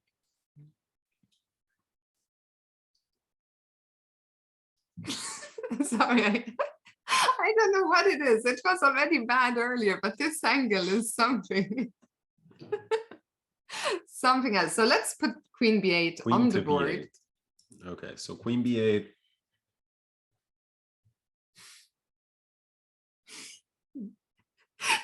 Jan Mountainiachi. All right, we have to draw the line somewhere, right? Yeah, maybe. So white, for example, if white just drops the knight back, looking for e4, then I'm not sure if the queen is maybe so helpful to black here. It's not, I don't think it's a bad move, but maybe now it's starting to be a bit uncomfortable because it's not just e4, but white actually just wants to take this bishop. And then after pawn takes, the knight on c6 would be falling. Mm-hmm. So let's say you played something like queen to b7. Now that second thread of e4 is very uncomfortable. More than just uncomfortable. Well, yeah, it's just loses a piece, which can be quite uncomfortable indeed. So, yeah. Also, someone is asking, why is he taking so long? As we mentioned earlier, this is a line that the players have probably even played against each other. And to me, it looks like both players were familiar territory, and in chess lingo, Nepo landed the first surprise. It is clear that h4 is a move that is very likely backed up by computer analysis, given the speed at which Nepo has played. So it is, I think, a natural moment for Hikaru to pause. And you've also just highlighted some of the dangers of the position, although the Catalan often has a reputation of being or had a reputation of being a rather quiet opening. It's been infused partly by Magnus with a lot of new life, and we see here there could easily be some tactical motifs in this position. Yeah, I mean, the pressure is definitely on Black. They need to figure out how to arrange my pieces over the coming moves. Because, for example, I don't know, let's say you say, oh, I'm going to go for a queen swap. All of a sudden, this pawn here on c7 is falling. So that would be serious trouble. And if, for example, you play just some random move like h6, then again, we go back to this plan where there's knight takes bishop as a threat and there's e4 as a threat. And you don't really want to, let's say, take and get a position like this. Yeah. Suddenly the pawn is in trouble, the knight is in trouble. So the Catalan is annoying. I don't know about you, but for me, the first kind of major player back in, let's say back in our day when we were kids, when we were kids and we were sort of learning chess, you would see Vladimir Kramnik just crushing players with the Catalan, because it's just it's a tough opening to face. I mean, the Catalan is the reason I stopped playing 1d5 pretty much. I just couldn't take it anymore. I couldn't take it anymore. I lost so many games as Black in the Catalan that at one day I just thought, I'm done with the d5. Need to put a stop to this. So Hikaru after h4, he's gone knight b6, and I don't know if you guys caught it, but Nepo, he had been away from the board and he made his move almost before even sitting down. So he is still very much in his preparation. Queen a1, the queen looks a bit oddly placed, but on the other hand, there is still this knight c3 in the air. And how do we deal with it? Sometimes I feel a little bit bad for like players who are learning sometimes I think learning the game right now in 2022 is better than ever, because you have all this like YouTube, Twitch, so much free information. But other times I think it's harder than ever, because you look at the world's best players playing, and it's not like back in the day of Capablanca or even Karpov. You know, Nepo, the guy who just won the candidates and future challenger for the throne, he's playing this, you know, and he's playing this, and you know that it's something he's cooked up at home. It's so difficult to understand this stuff. And we see Hikaru deep in thought. There was I think the same person had asked, isn't this, you know, I think someone was worried that Hikaru is spending too much time here, but it's just so much more difficult to be in that spot. Like, of course, you don't want to spend all this time, but there are just so many things that you need to figure out, that sometimes it's better to invest more time in those spots and come up with a sensible plan than to make a couple of moves quite fast and suddenly find yourself in you know, with some immediate trouble. Knight c3. So here we are. e4 is now a threat, right? Yeah, e4 is a huge threat, winning the bishop. And at the same time, Black has this idea. Yeah. If he wants, he can take here, and after taking here, he can grab this pawn. But I don't know how comfortable you would be taking this pawn against Nepo, against Nepo's home prep. I personally probably wouldn't be very confident. No, I'd be not very confident. I'd be absolutely terrified here. Yeah.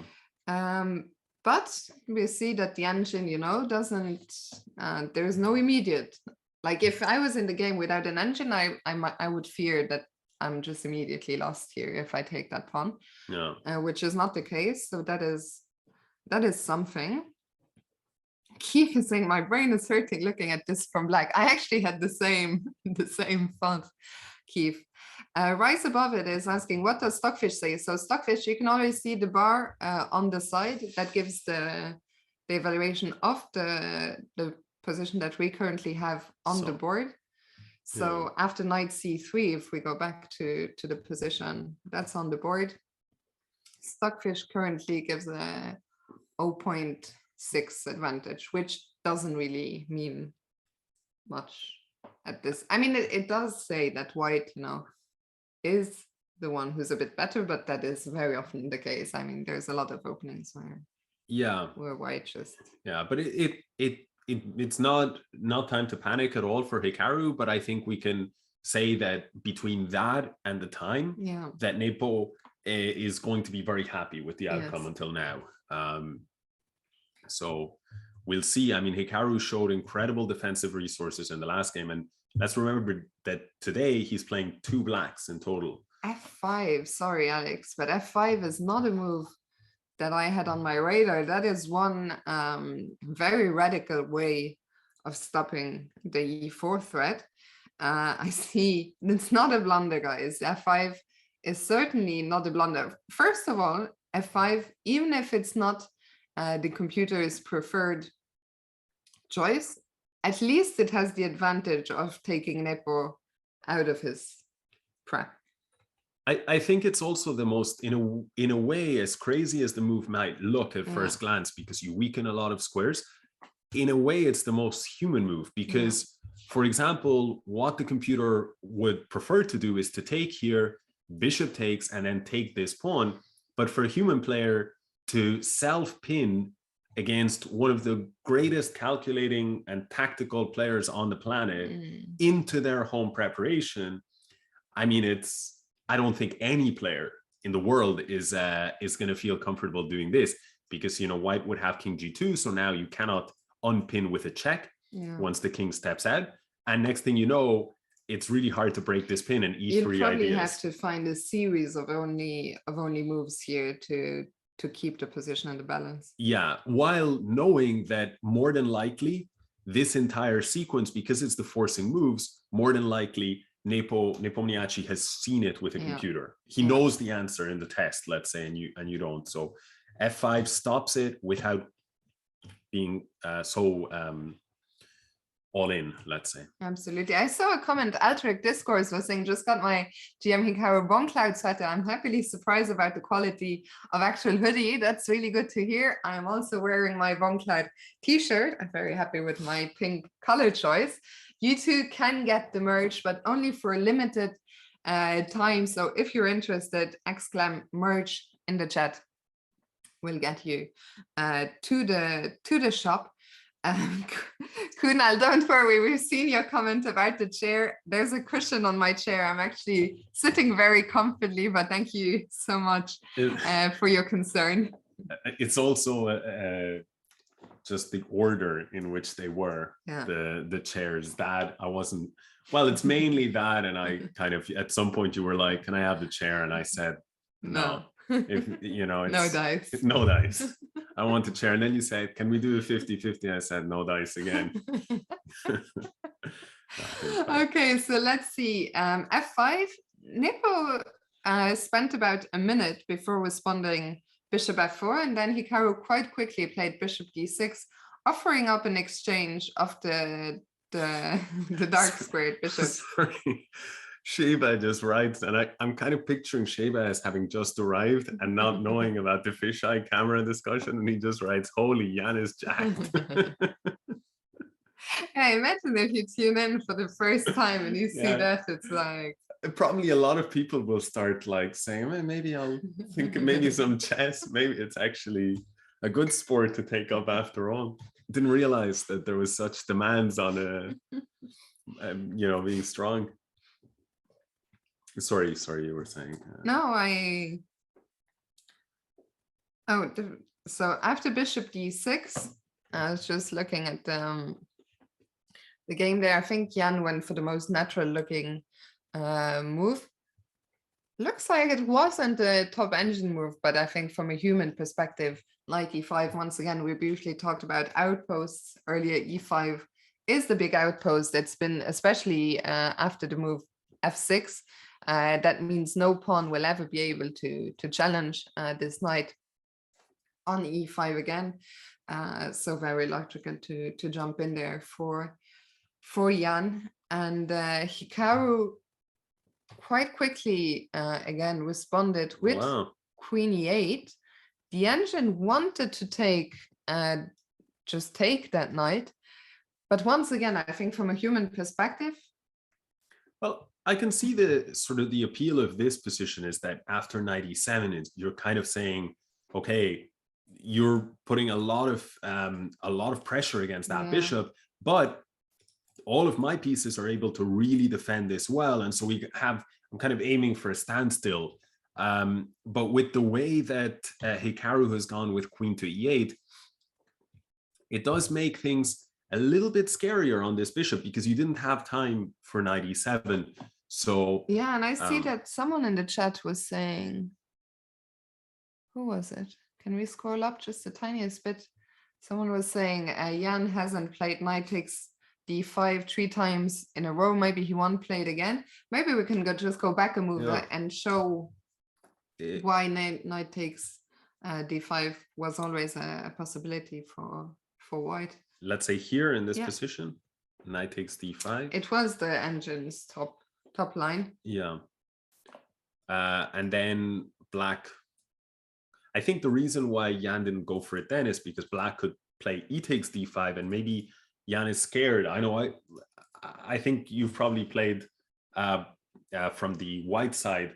I know you're an e1, e4 player, but you probably maybe some Blitz games from the white side where you have a Catalan or something similar, and black snatches that pawn on c4, and then that pawn can ruin your day later on, you know? So maybe you don't want that to be defended, maybe become a passer, and that was the scary thing. But now in this position, after knight takes, let's say that Jan goes for it right now, knight takes d5, e takes d5 is still on the cards, but maybe it becomes easier to break this up with something like b3 and just try and crack the entire structure, and then that bishop would really become a problem because of the king being so weak, and this bishop could, you know, come in. The queen could also come back to life, and it could get very scary very quickly here for Hikaru. I saw a comment in the chat. Why can't I'm losing all the comments. It's getting late here in Ireland, but someone was saying Jan is actually spending time at the right moment, because Jan, I think he has been known to be quite emotional. We saw it especially in the match. There was some really uncharacteristic blunders, but Jan, wow, spends quite a bit of time and goes for e4, which the engine does not like at all. Yeah, wow. And Hikaru suddenly with the objective advantage, but he looks mystified as well. And what are the clock times here? I don't think that's right. No, I think Hikaru, if I had to guess, Hikaru maybe has a bit less than Jan. I'm sure it will adjust very soon. But so let's have a look. Let's have a closer look. e4. What is Jan's idea here? And Hikaru has just played the top move. Bishop takes e5. And yeah, the clocks have adjusted. So 15 minutes for Hikaru, just under 20 for Jan. But it seems maybe there's just a very concrete problem here that after everything gets swapped off on e5, I think Jan has just taken. It seems that the idea is to capture here on e5 and just go after this pawn. So for example, maybe queen h5, going after this pawn. And how do you actually defend the pawn? Because the natural move to defend would be f4, but suddenly that just makes you too weak. This pawn is weak. So let's say we go queen g6, we hit the knight, and if the knight moves, or if we take it on the next move, we can take on g3, and this suddenly would be an almost winning position. Not quite winning, but yeah, close to winning. Very, very close to winning. And Hikaru has a very sharp eye for these kind of resources. So we'll see if the game continues in this way. But I wouldn't be surprised at all if Hikaru now captures this bishop and goes queen h5 and asks a big question of Jan. Yeah, I really wonder what Jan's Jan was thinking. I mean, Jan still looks quite happy, and there he goes. Hikaru has captured on e5, and he does hit the knight, but not with, he does hit the pawn on e5, not with the queen, but with the knight coming back to d7, which also makes sense, targeting that pawn. The engine wants f4, but then what's white's idea after queen g6 there? Why is this so different? So queen goes to b1. No, yeah, let's put it on the board so we can... I think it's different because the knight will hang. So let's say f4, queen goes to g6, and then we go queen b1. And if we take here, then after queen takes e4, we don't have time to grab the pawn because our knight is on d7. So white could capture that knight.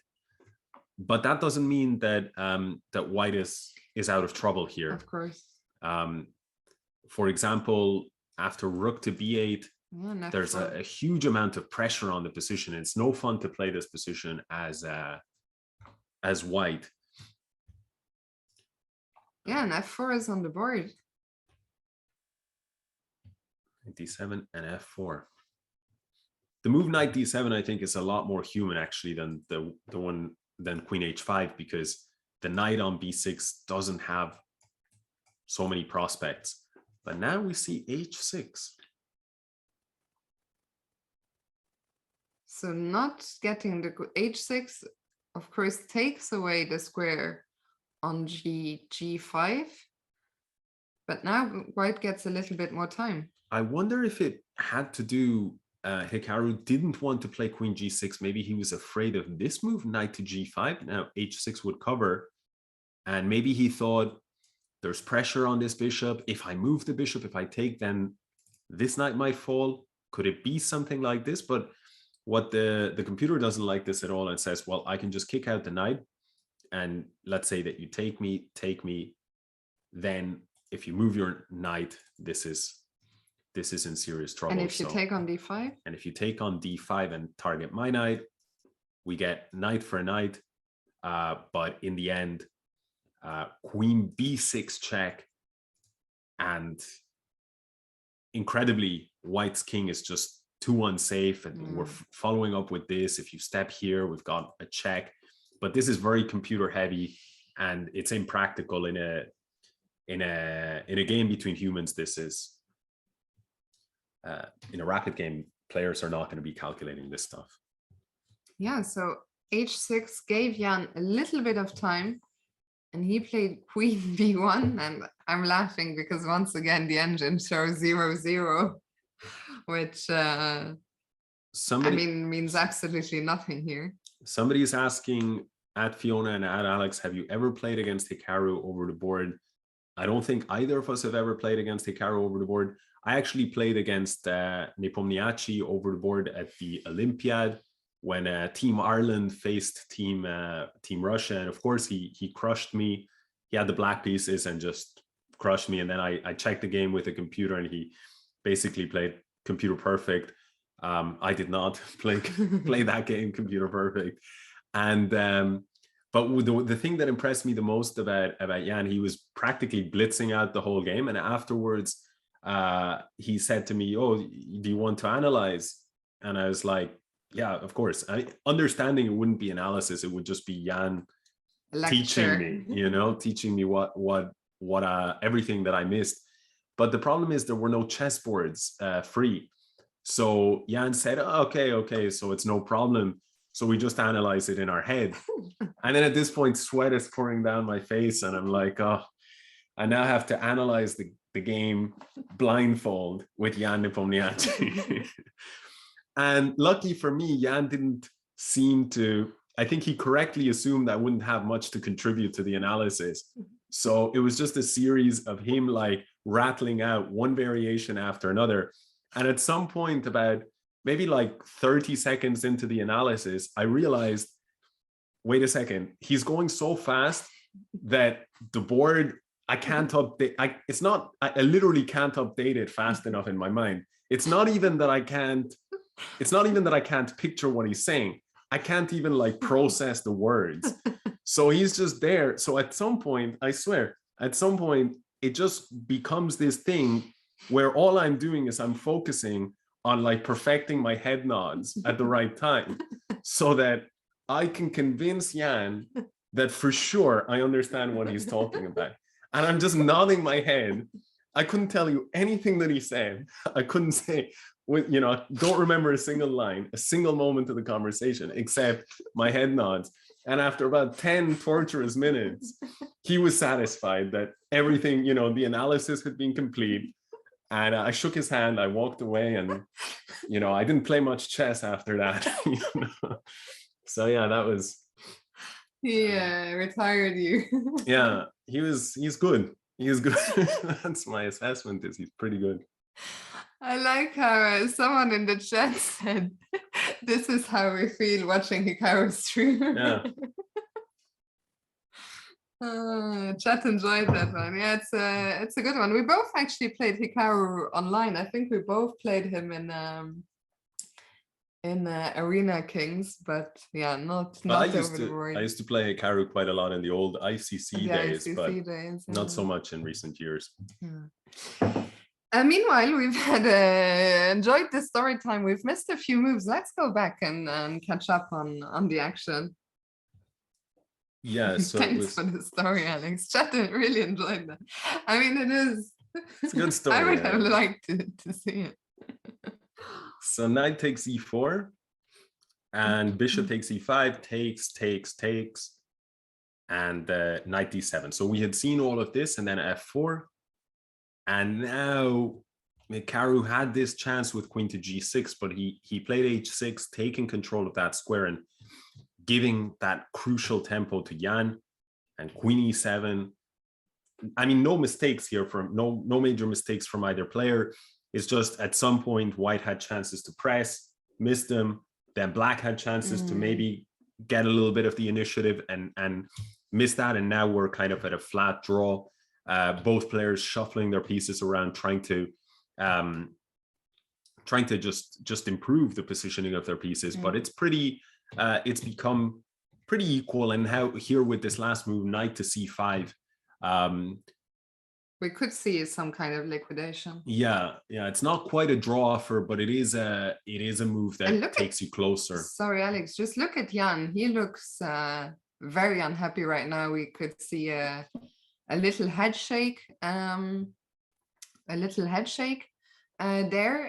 I think Jan, out of the opening, as we mentioned, sort of got everything that he wanted. He got an edge on the clock. He got some pressure on the board, and then with that one move, for the tide really turned. He was even, I mean, I don't know if he realizes that he could have been quite a bit worse if Hikaru had played queen g6, but for sure he understands the nice advantage he got out of the opening is no more.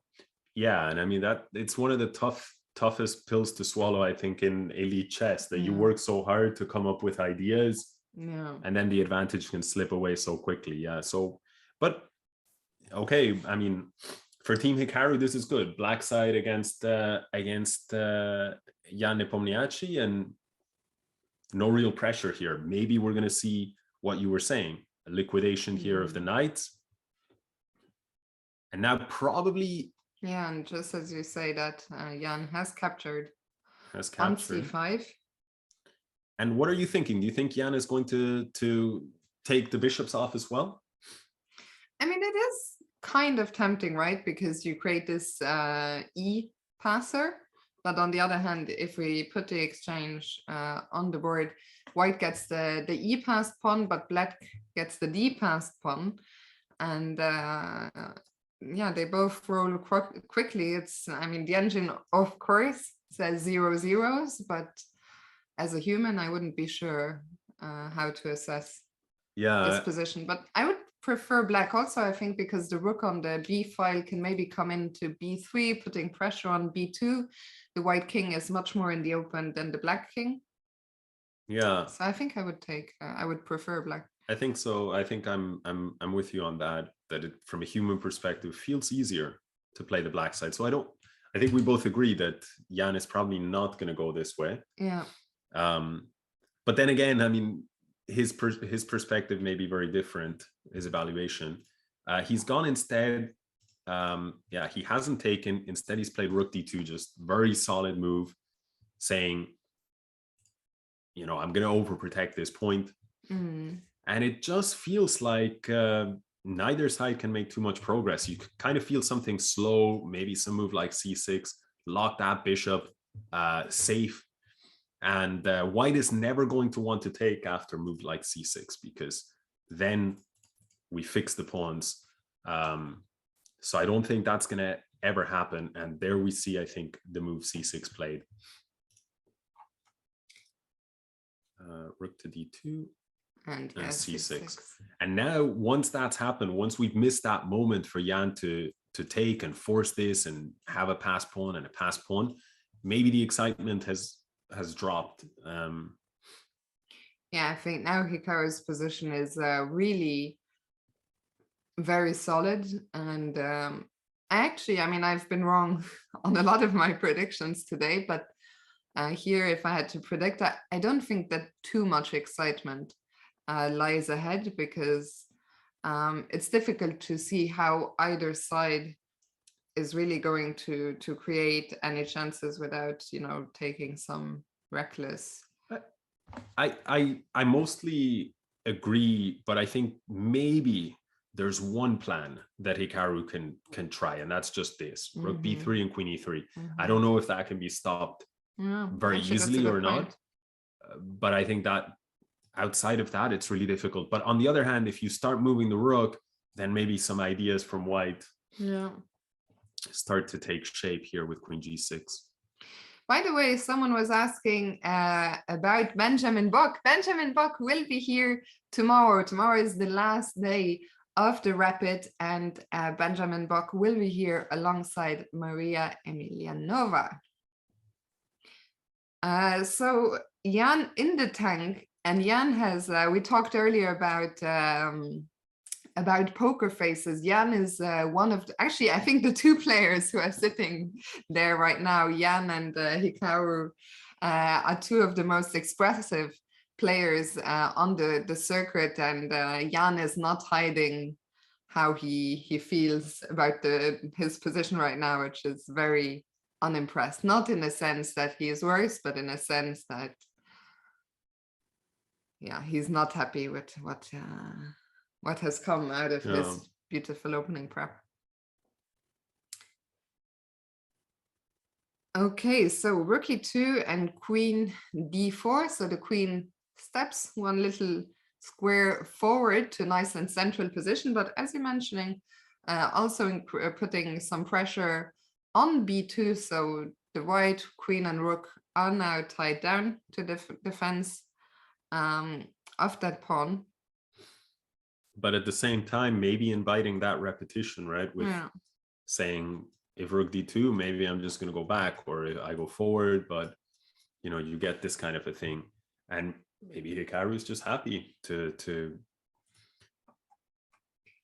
invite that possible threefold repetition. Yeah, and I think that's exactly what Jan is contemplating right now, whether he will potentially go for this, and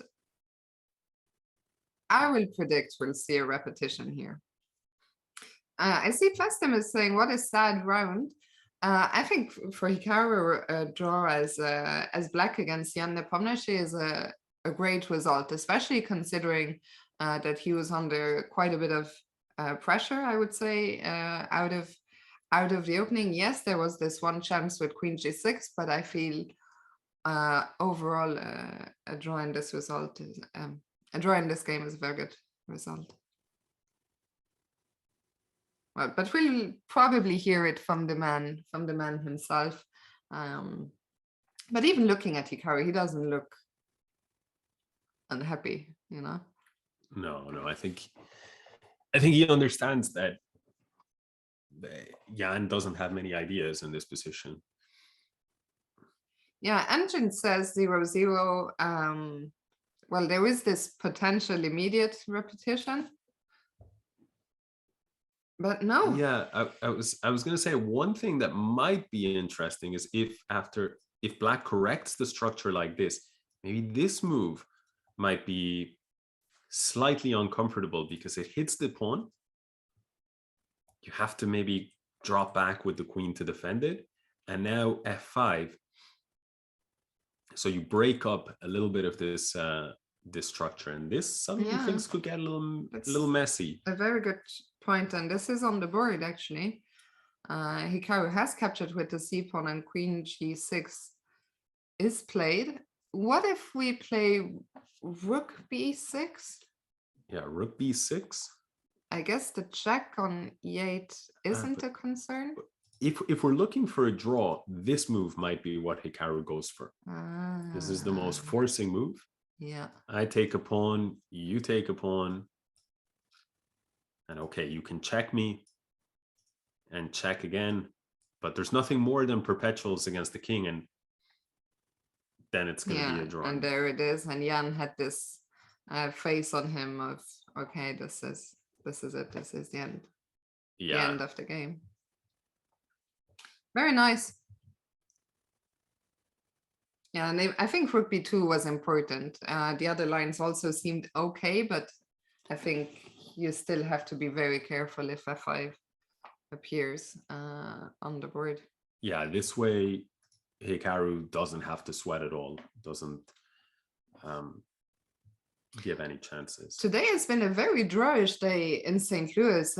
Elsewhere, and if this game ends in a draw now, we will go and see. I see someone saying the game between Dominguez and Alireza is interesting, but the games between Jeffrey Zhang and MVL, as well as the game between Sam Shankland and Shahriar Mamedyarov, have both ended in draws already, and we've only had 2 decisive results so far out of 12 concluded games.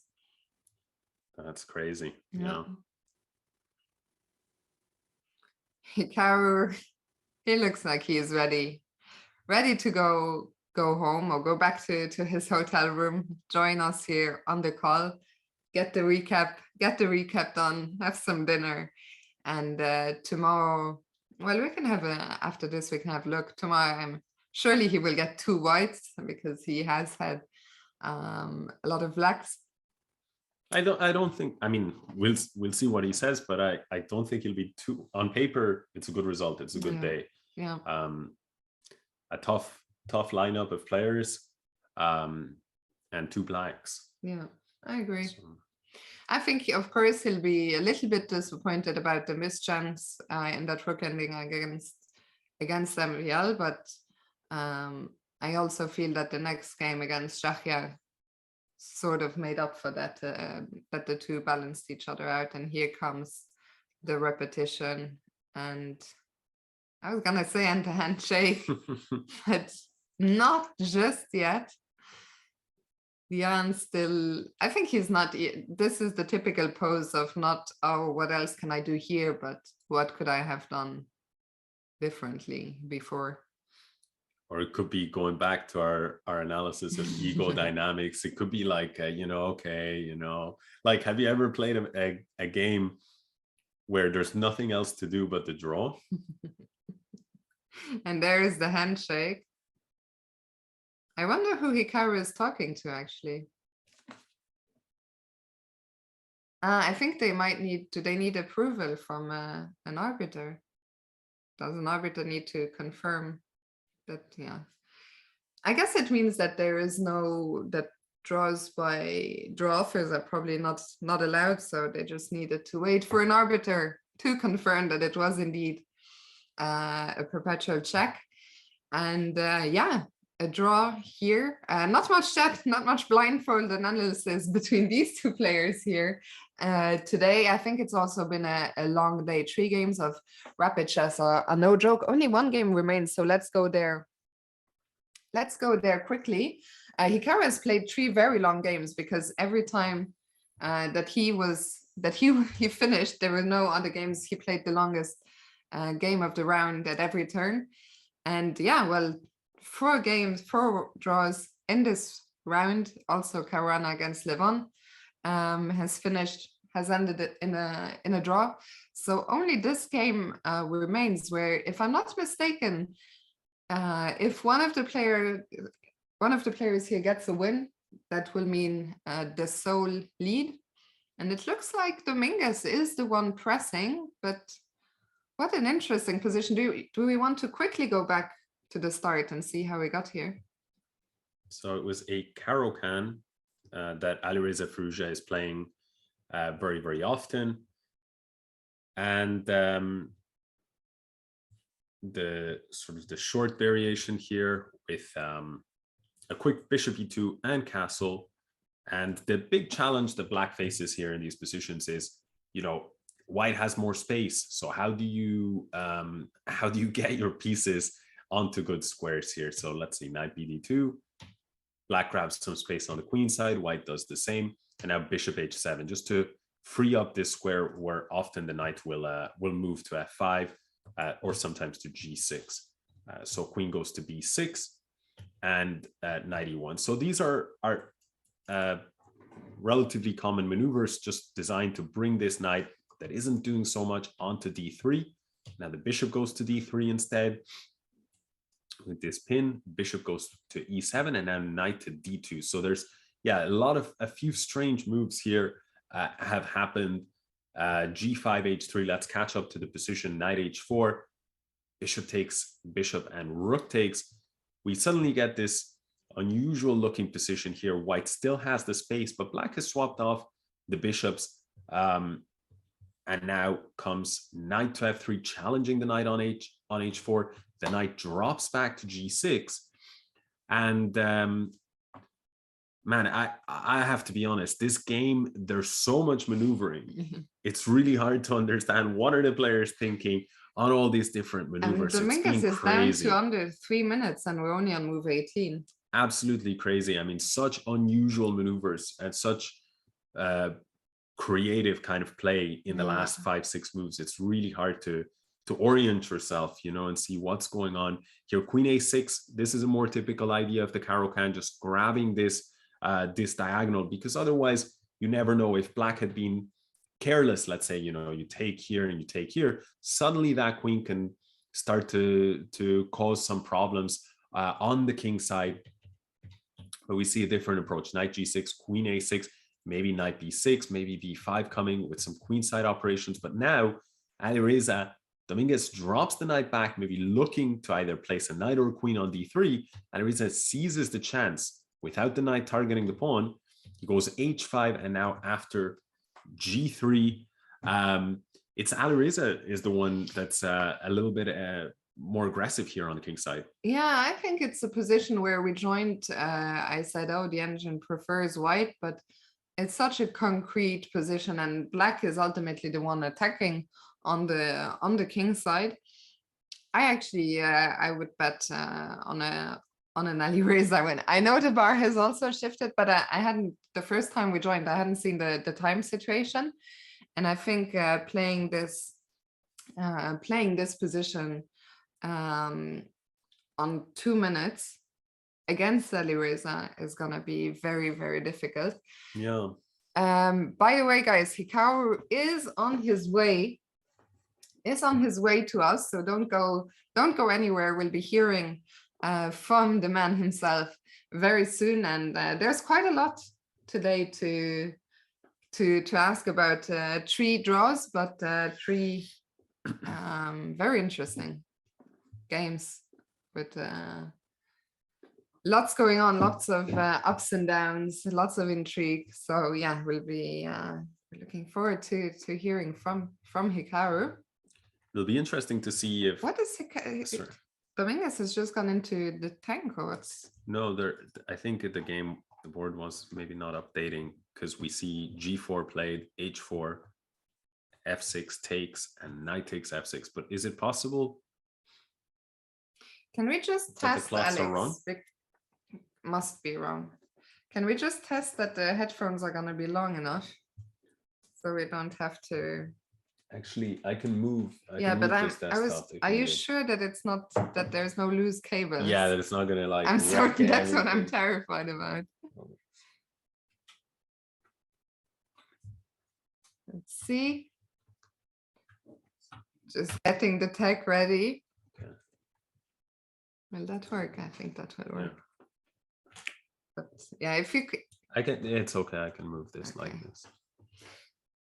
Here is very cute. I know it's the old way. The thing is, the speakers are right by the mic, so I'm worried that there will be an echo if we don't use headphones. So, well, I can switch already, right? Because we're not using this for now. I wouldn't yet, because yeah. Anyway, back to the game. The clock times have updated, but still 1 minute for Dominguez is worrisome. Yeah, and well, importantly, Black has this very strong knight here on e4. How do you get rid of it? Because White wants to play f3, but you know, you can't do this without your king side falling apart. So if you can't do that, that's a thorn in White's side. And especially, I think Black hasn't moved their king, so they do have the right to castle queenside.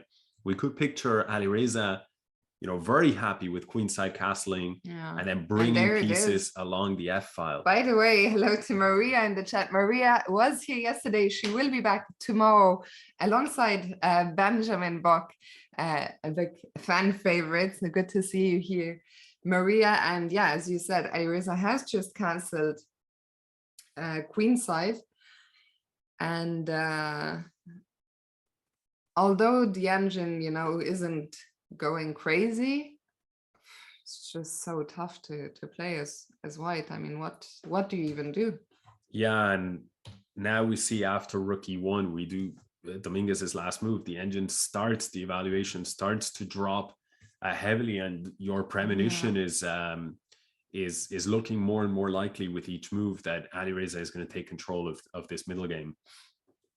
So Rook goes to e1, and a very nice move here is just e5, which you have to feel Alireza will be looking at, just breaking things open in the center. One nice thing about this is, let's say that you know, we got a position like this, suddenly Black's queen can soon get back into the game. Maybe queen b6, hit here, and we see this open diagonal. So all the pieces are coming in. If e5 happens, we will see it's onto Alireza. Will he do that, or will he carry a different path, maybe doubling up on the f file and ganging up against this pawn? Yeah, let's see if e5 really feels like quite a natural move. But Alireza has plenty of time on the clock still, and there he goes, e5. It will be a great recovery as well for Alireza if he can win this game. I mean, he lost the previous round quite horribly to Fabiano Caruana, but a win here will see him back in the sole lead. And thank you so much, Vitaly, for the 2 months.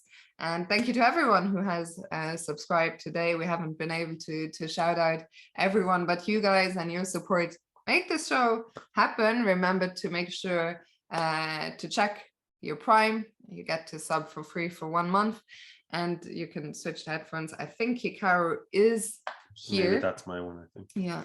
So can you check to the headphones? Hello. Hey, how you guys doing? Hey, how's it going? Oh, it's an interesting day, but I mean, I guess I should be happy overall to play. You did make 3 draws. We're just trying to figure out our headphones. We're struggling. Let me know, guys, in the chat if the echo isn't too bad. Maybe we can leave it on microphone. 3 draws, but 3 very different games. I think we'll go into them in more detail in a sec. But what are your first impressions?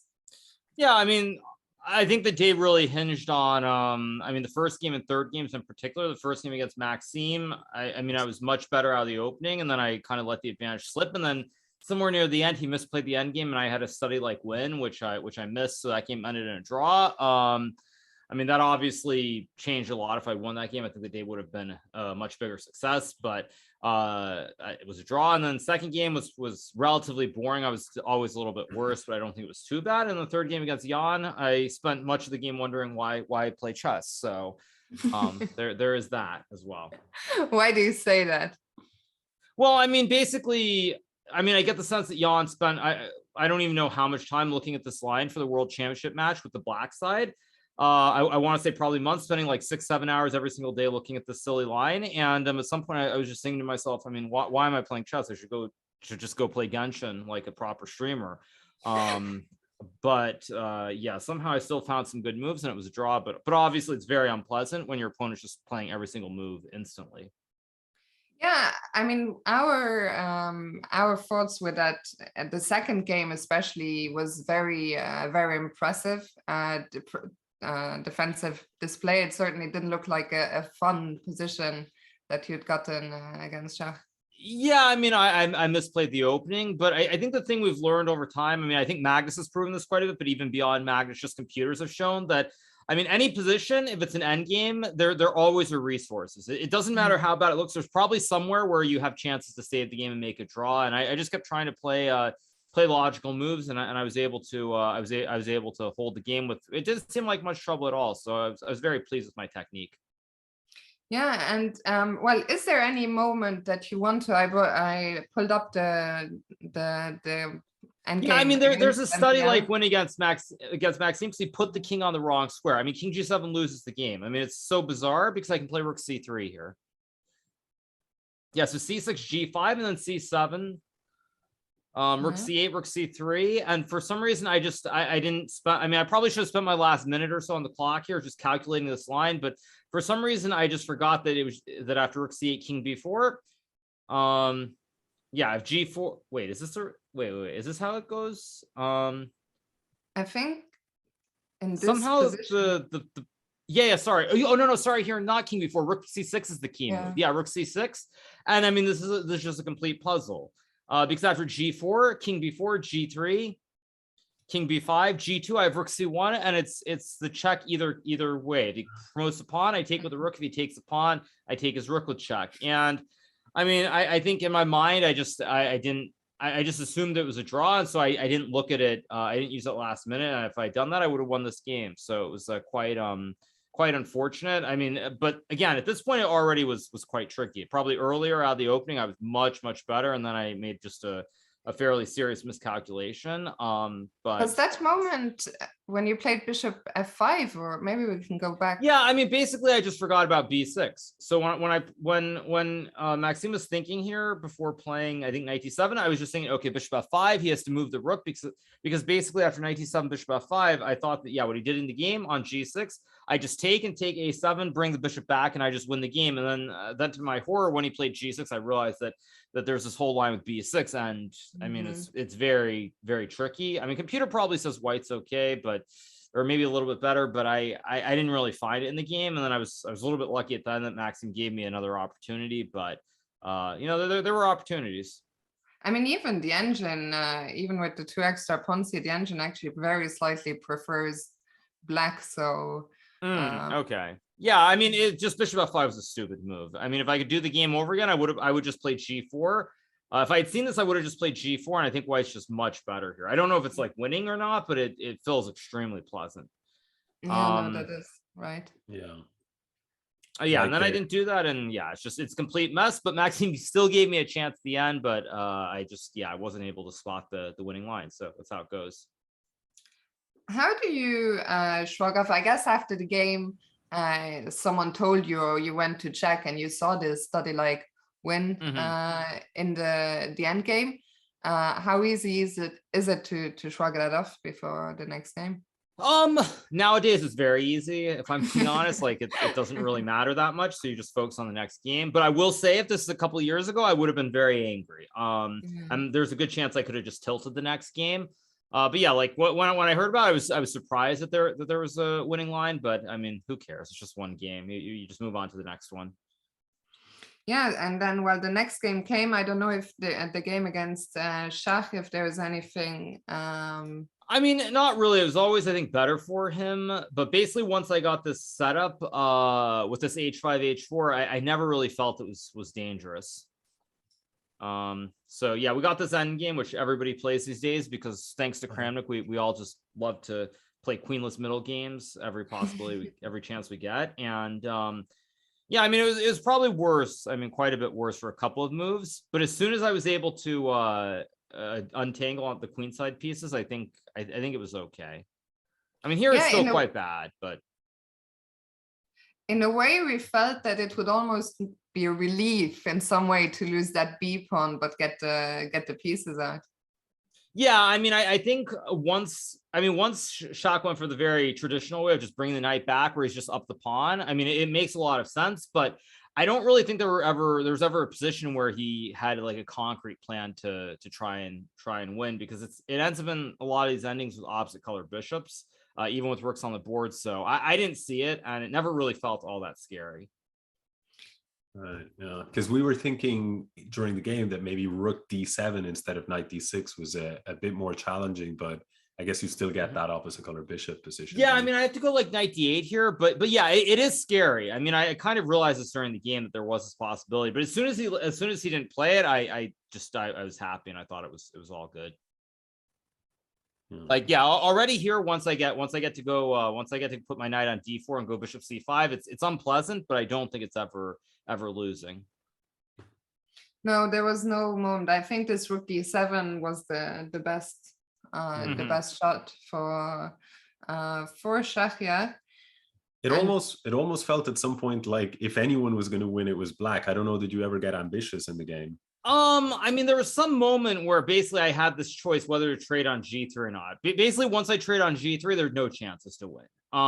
If I can somehow keep the pawns there, if white is to take the pawn on h4, then I think there are chances. But I never really felt like it. I mean, I thought if he got careless, there was some chance. But this whole bishop c4 b3 with knight f3 is just very strong, and I didn't really think I ever had a chance to play for more. And I think if I try to play for more with like bishop takes e5, I think I can very easily end up losing that position, because the a pawn is going to be weak, and he could get two passed pawns on the queen side. And well, finally, this game against Jan in the last round, first of all, enlighten us. Maybe we can flip the board and just go back to that moment. H4 seemed to be the first surprise. So your chat actually informed me that you had this position in RCCs recently, even maybe against Jan himself. I don't think anybody's played this this whole line with queen a4 and h4, but yeah, I mean, Jan was playing these moves very, very fast, and I mean, it was just I mean, it's very unpleasant when he's playing all these moves instantly. I looked at, I think, two or three other moves here, and then he played h4 instantly. And I mean, like I said, I was just like, what am I doing? Why am I playing chess? But I mean, I try to just play some logical moves, and I think I was worse, but again, he wasn't able to prove it. Actually, Tara, I see Diosk is making a very good point. I forgot to ask you about that. If you just go back to the Schach game for 1 second, can you find the moment with this bishop takes a3? We were wondering if there was this one moment when you had. I didn't think it ever worked. I mean, I did consider it, but I didn't think it ever was quite working. Maybe there was a moment somewhere. Go back a few more moves. I don't know which position. Was it right here? Here, yeah. So after rook e3, yeah, bishop takes a3, and I thought he goes. I thought there might be knight c6 here. Knight c6 is the move, but there's this crazy line here with bishop. Well, yeah, bishop c1. I mean, again, like at this point, they were already low on time, and I felt like if I do this and I'm wrong, I'm just going to lose the game. So that was the main reason I didn't really consider it super in depth. Was for that reason, because it's like if I'm wrong, I'm just going to hang a piece and lose. So there was really no point. Yeah, that was kind of what we thought as well, that probably you had seen bishop a3, that tactic wasn't lost on you, but maybe stopped at knight c6. And I mean, even this is just a draw, but yeah, that makes sense. And wait, finally, people in chat are saying that I missed something against Nepo. I mean, just this one moment when you played h6, queen g6 was quite strong. I mean, it wasn't winning, but no, I mean, I saw this, but I thought there was some trick. But anyway, go forward. I mean, the other problem is also because I'm down so much time in the opening here already. Like, I'm trying to move quickly at this point. Yeah, f4. Wait, instead of h6, queen g6, and what? Queen g6 and knight c5. Was that the idea?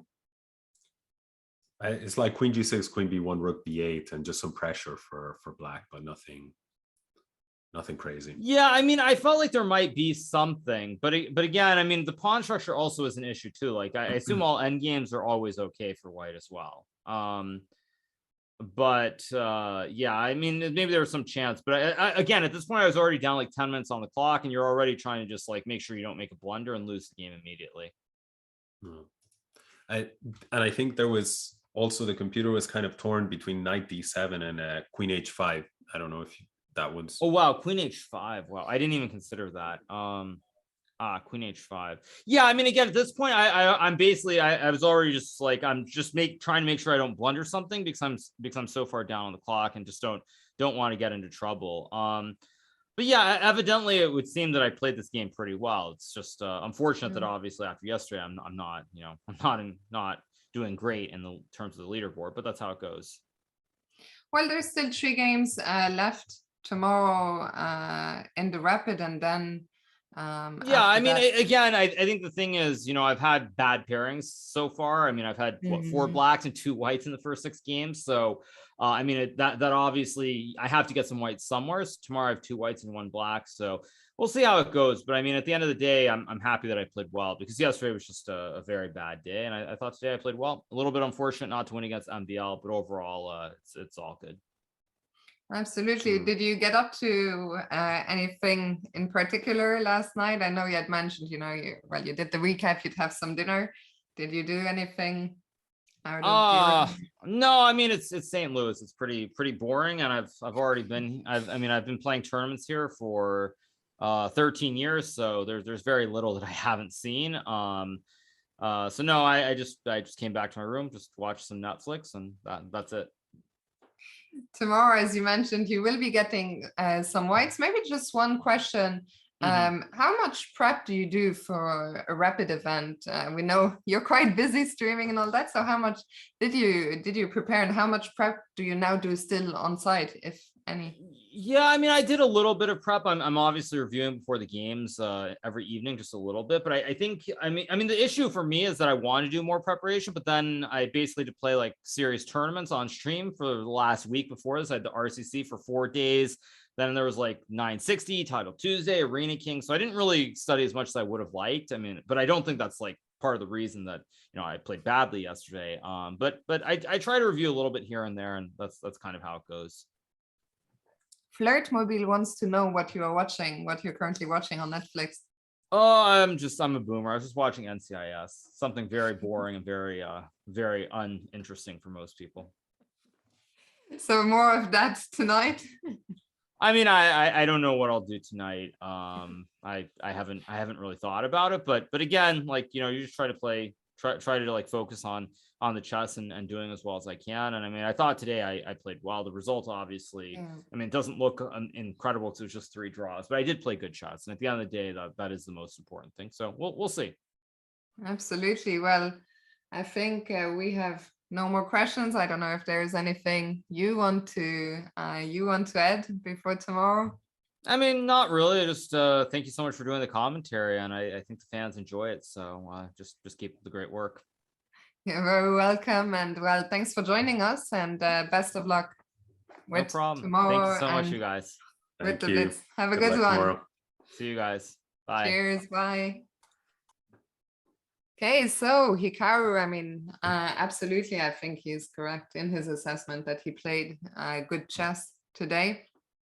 Those were some tough pairings, as he mentioned, some tough games, and I think on paper, apart from this one, I mean, we hadn't even seen the end game win. Like, that's even more study-like than what we thought. Yeah, I mean, his play today, I thought was, I mean, it's hard for us to judge it, speaking candidly, but to us, I think it both looked like really precise. Absolutely. I mean, obviously really precise from his opponents as well, hence the 3 draws, but really high level chess was on display. So it was interesting that Hikaru himself sort of had that opinion. Yeah, a lot of technical stuff, maybe not the most beginner friendly openings and stuff like that going on, but really high level chess.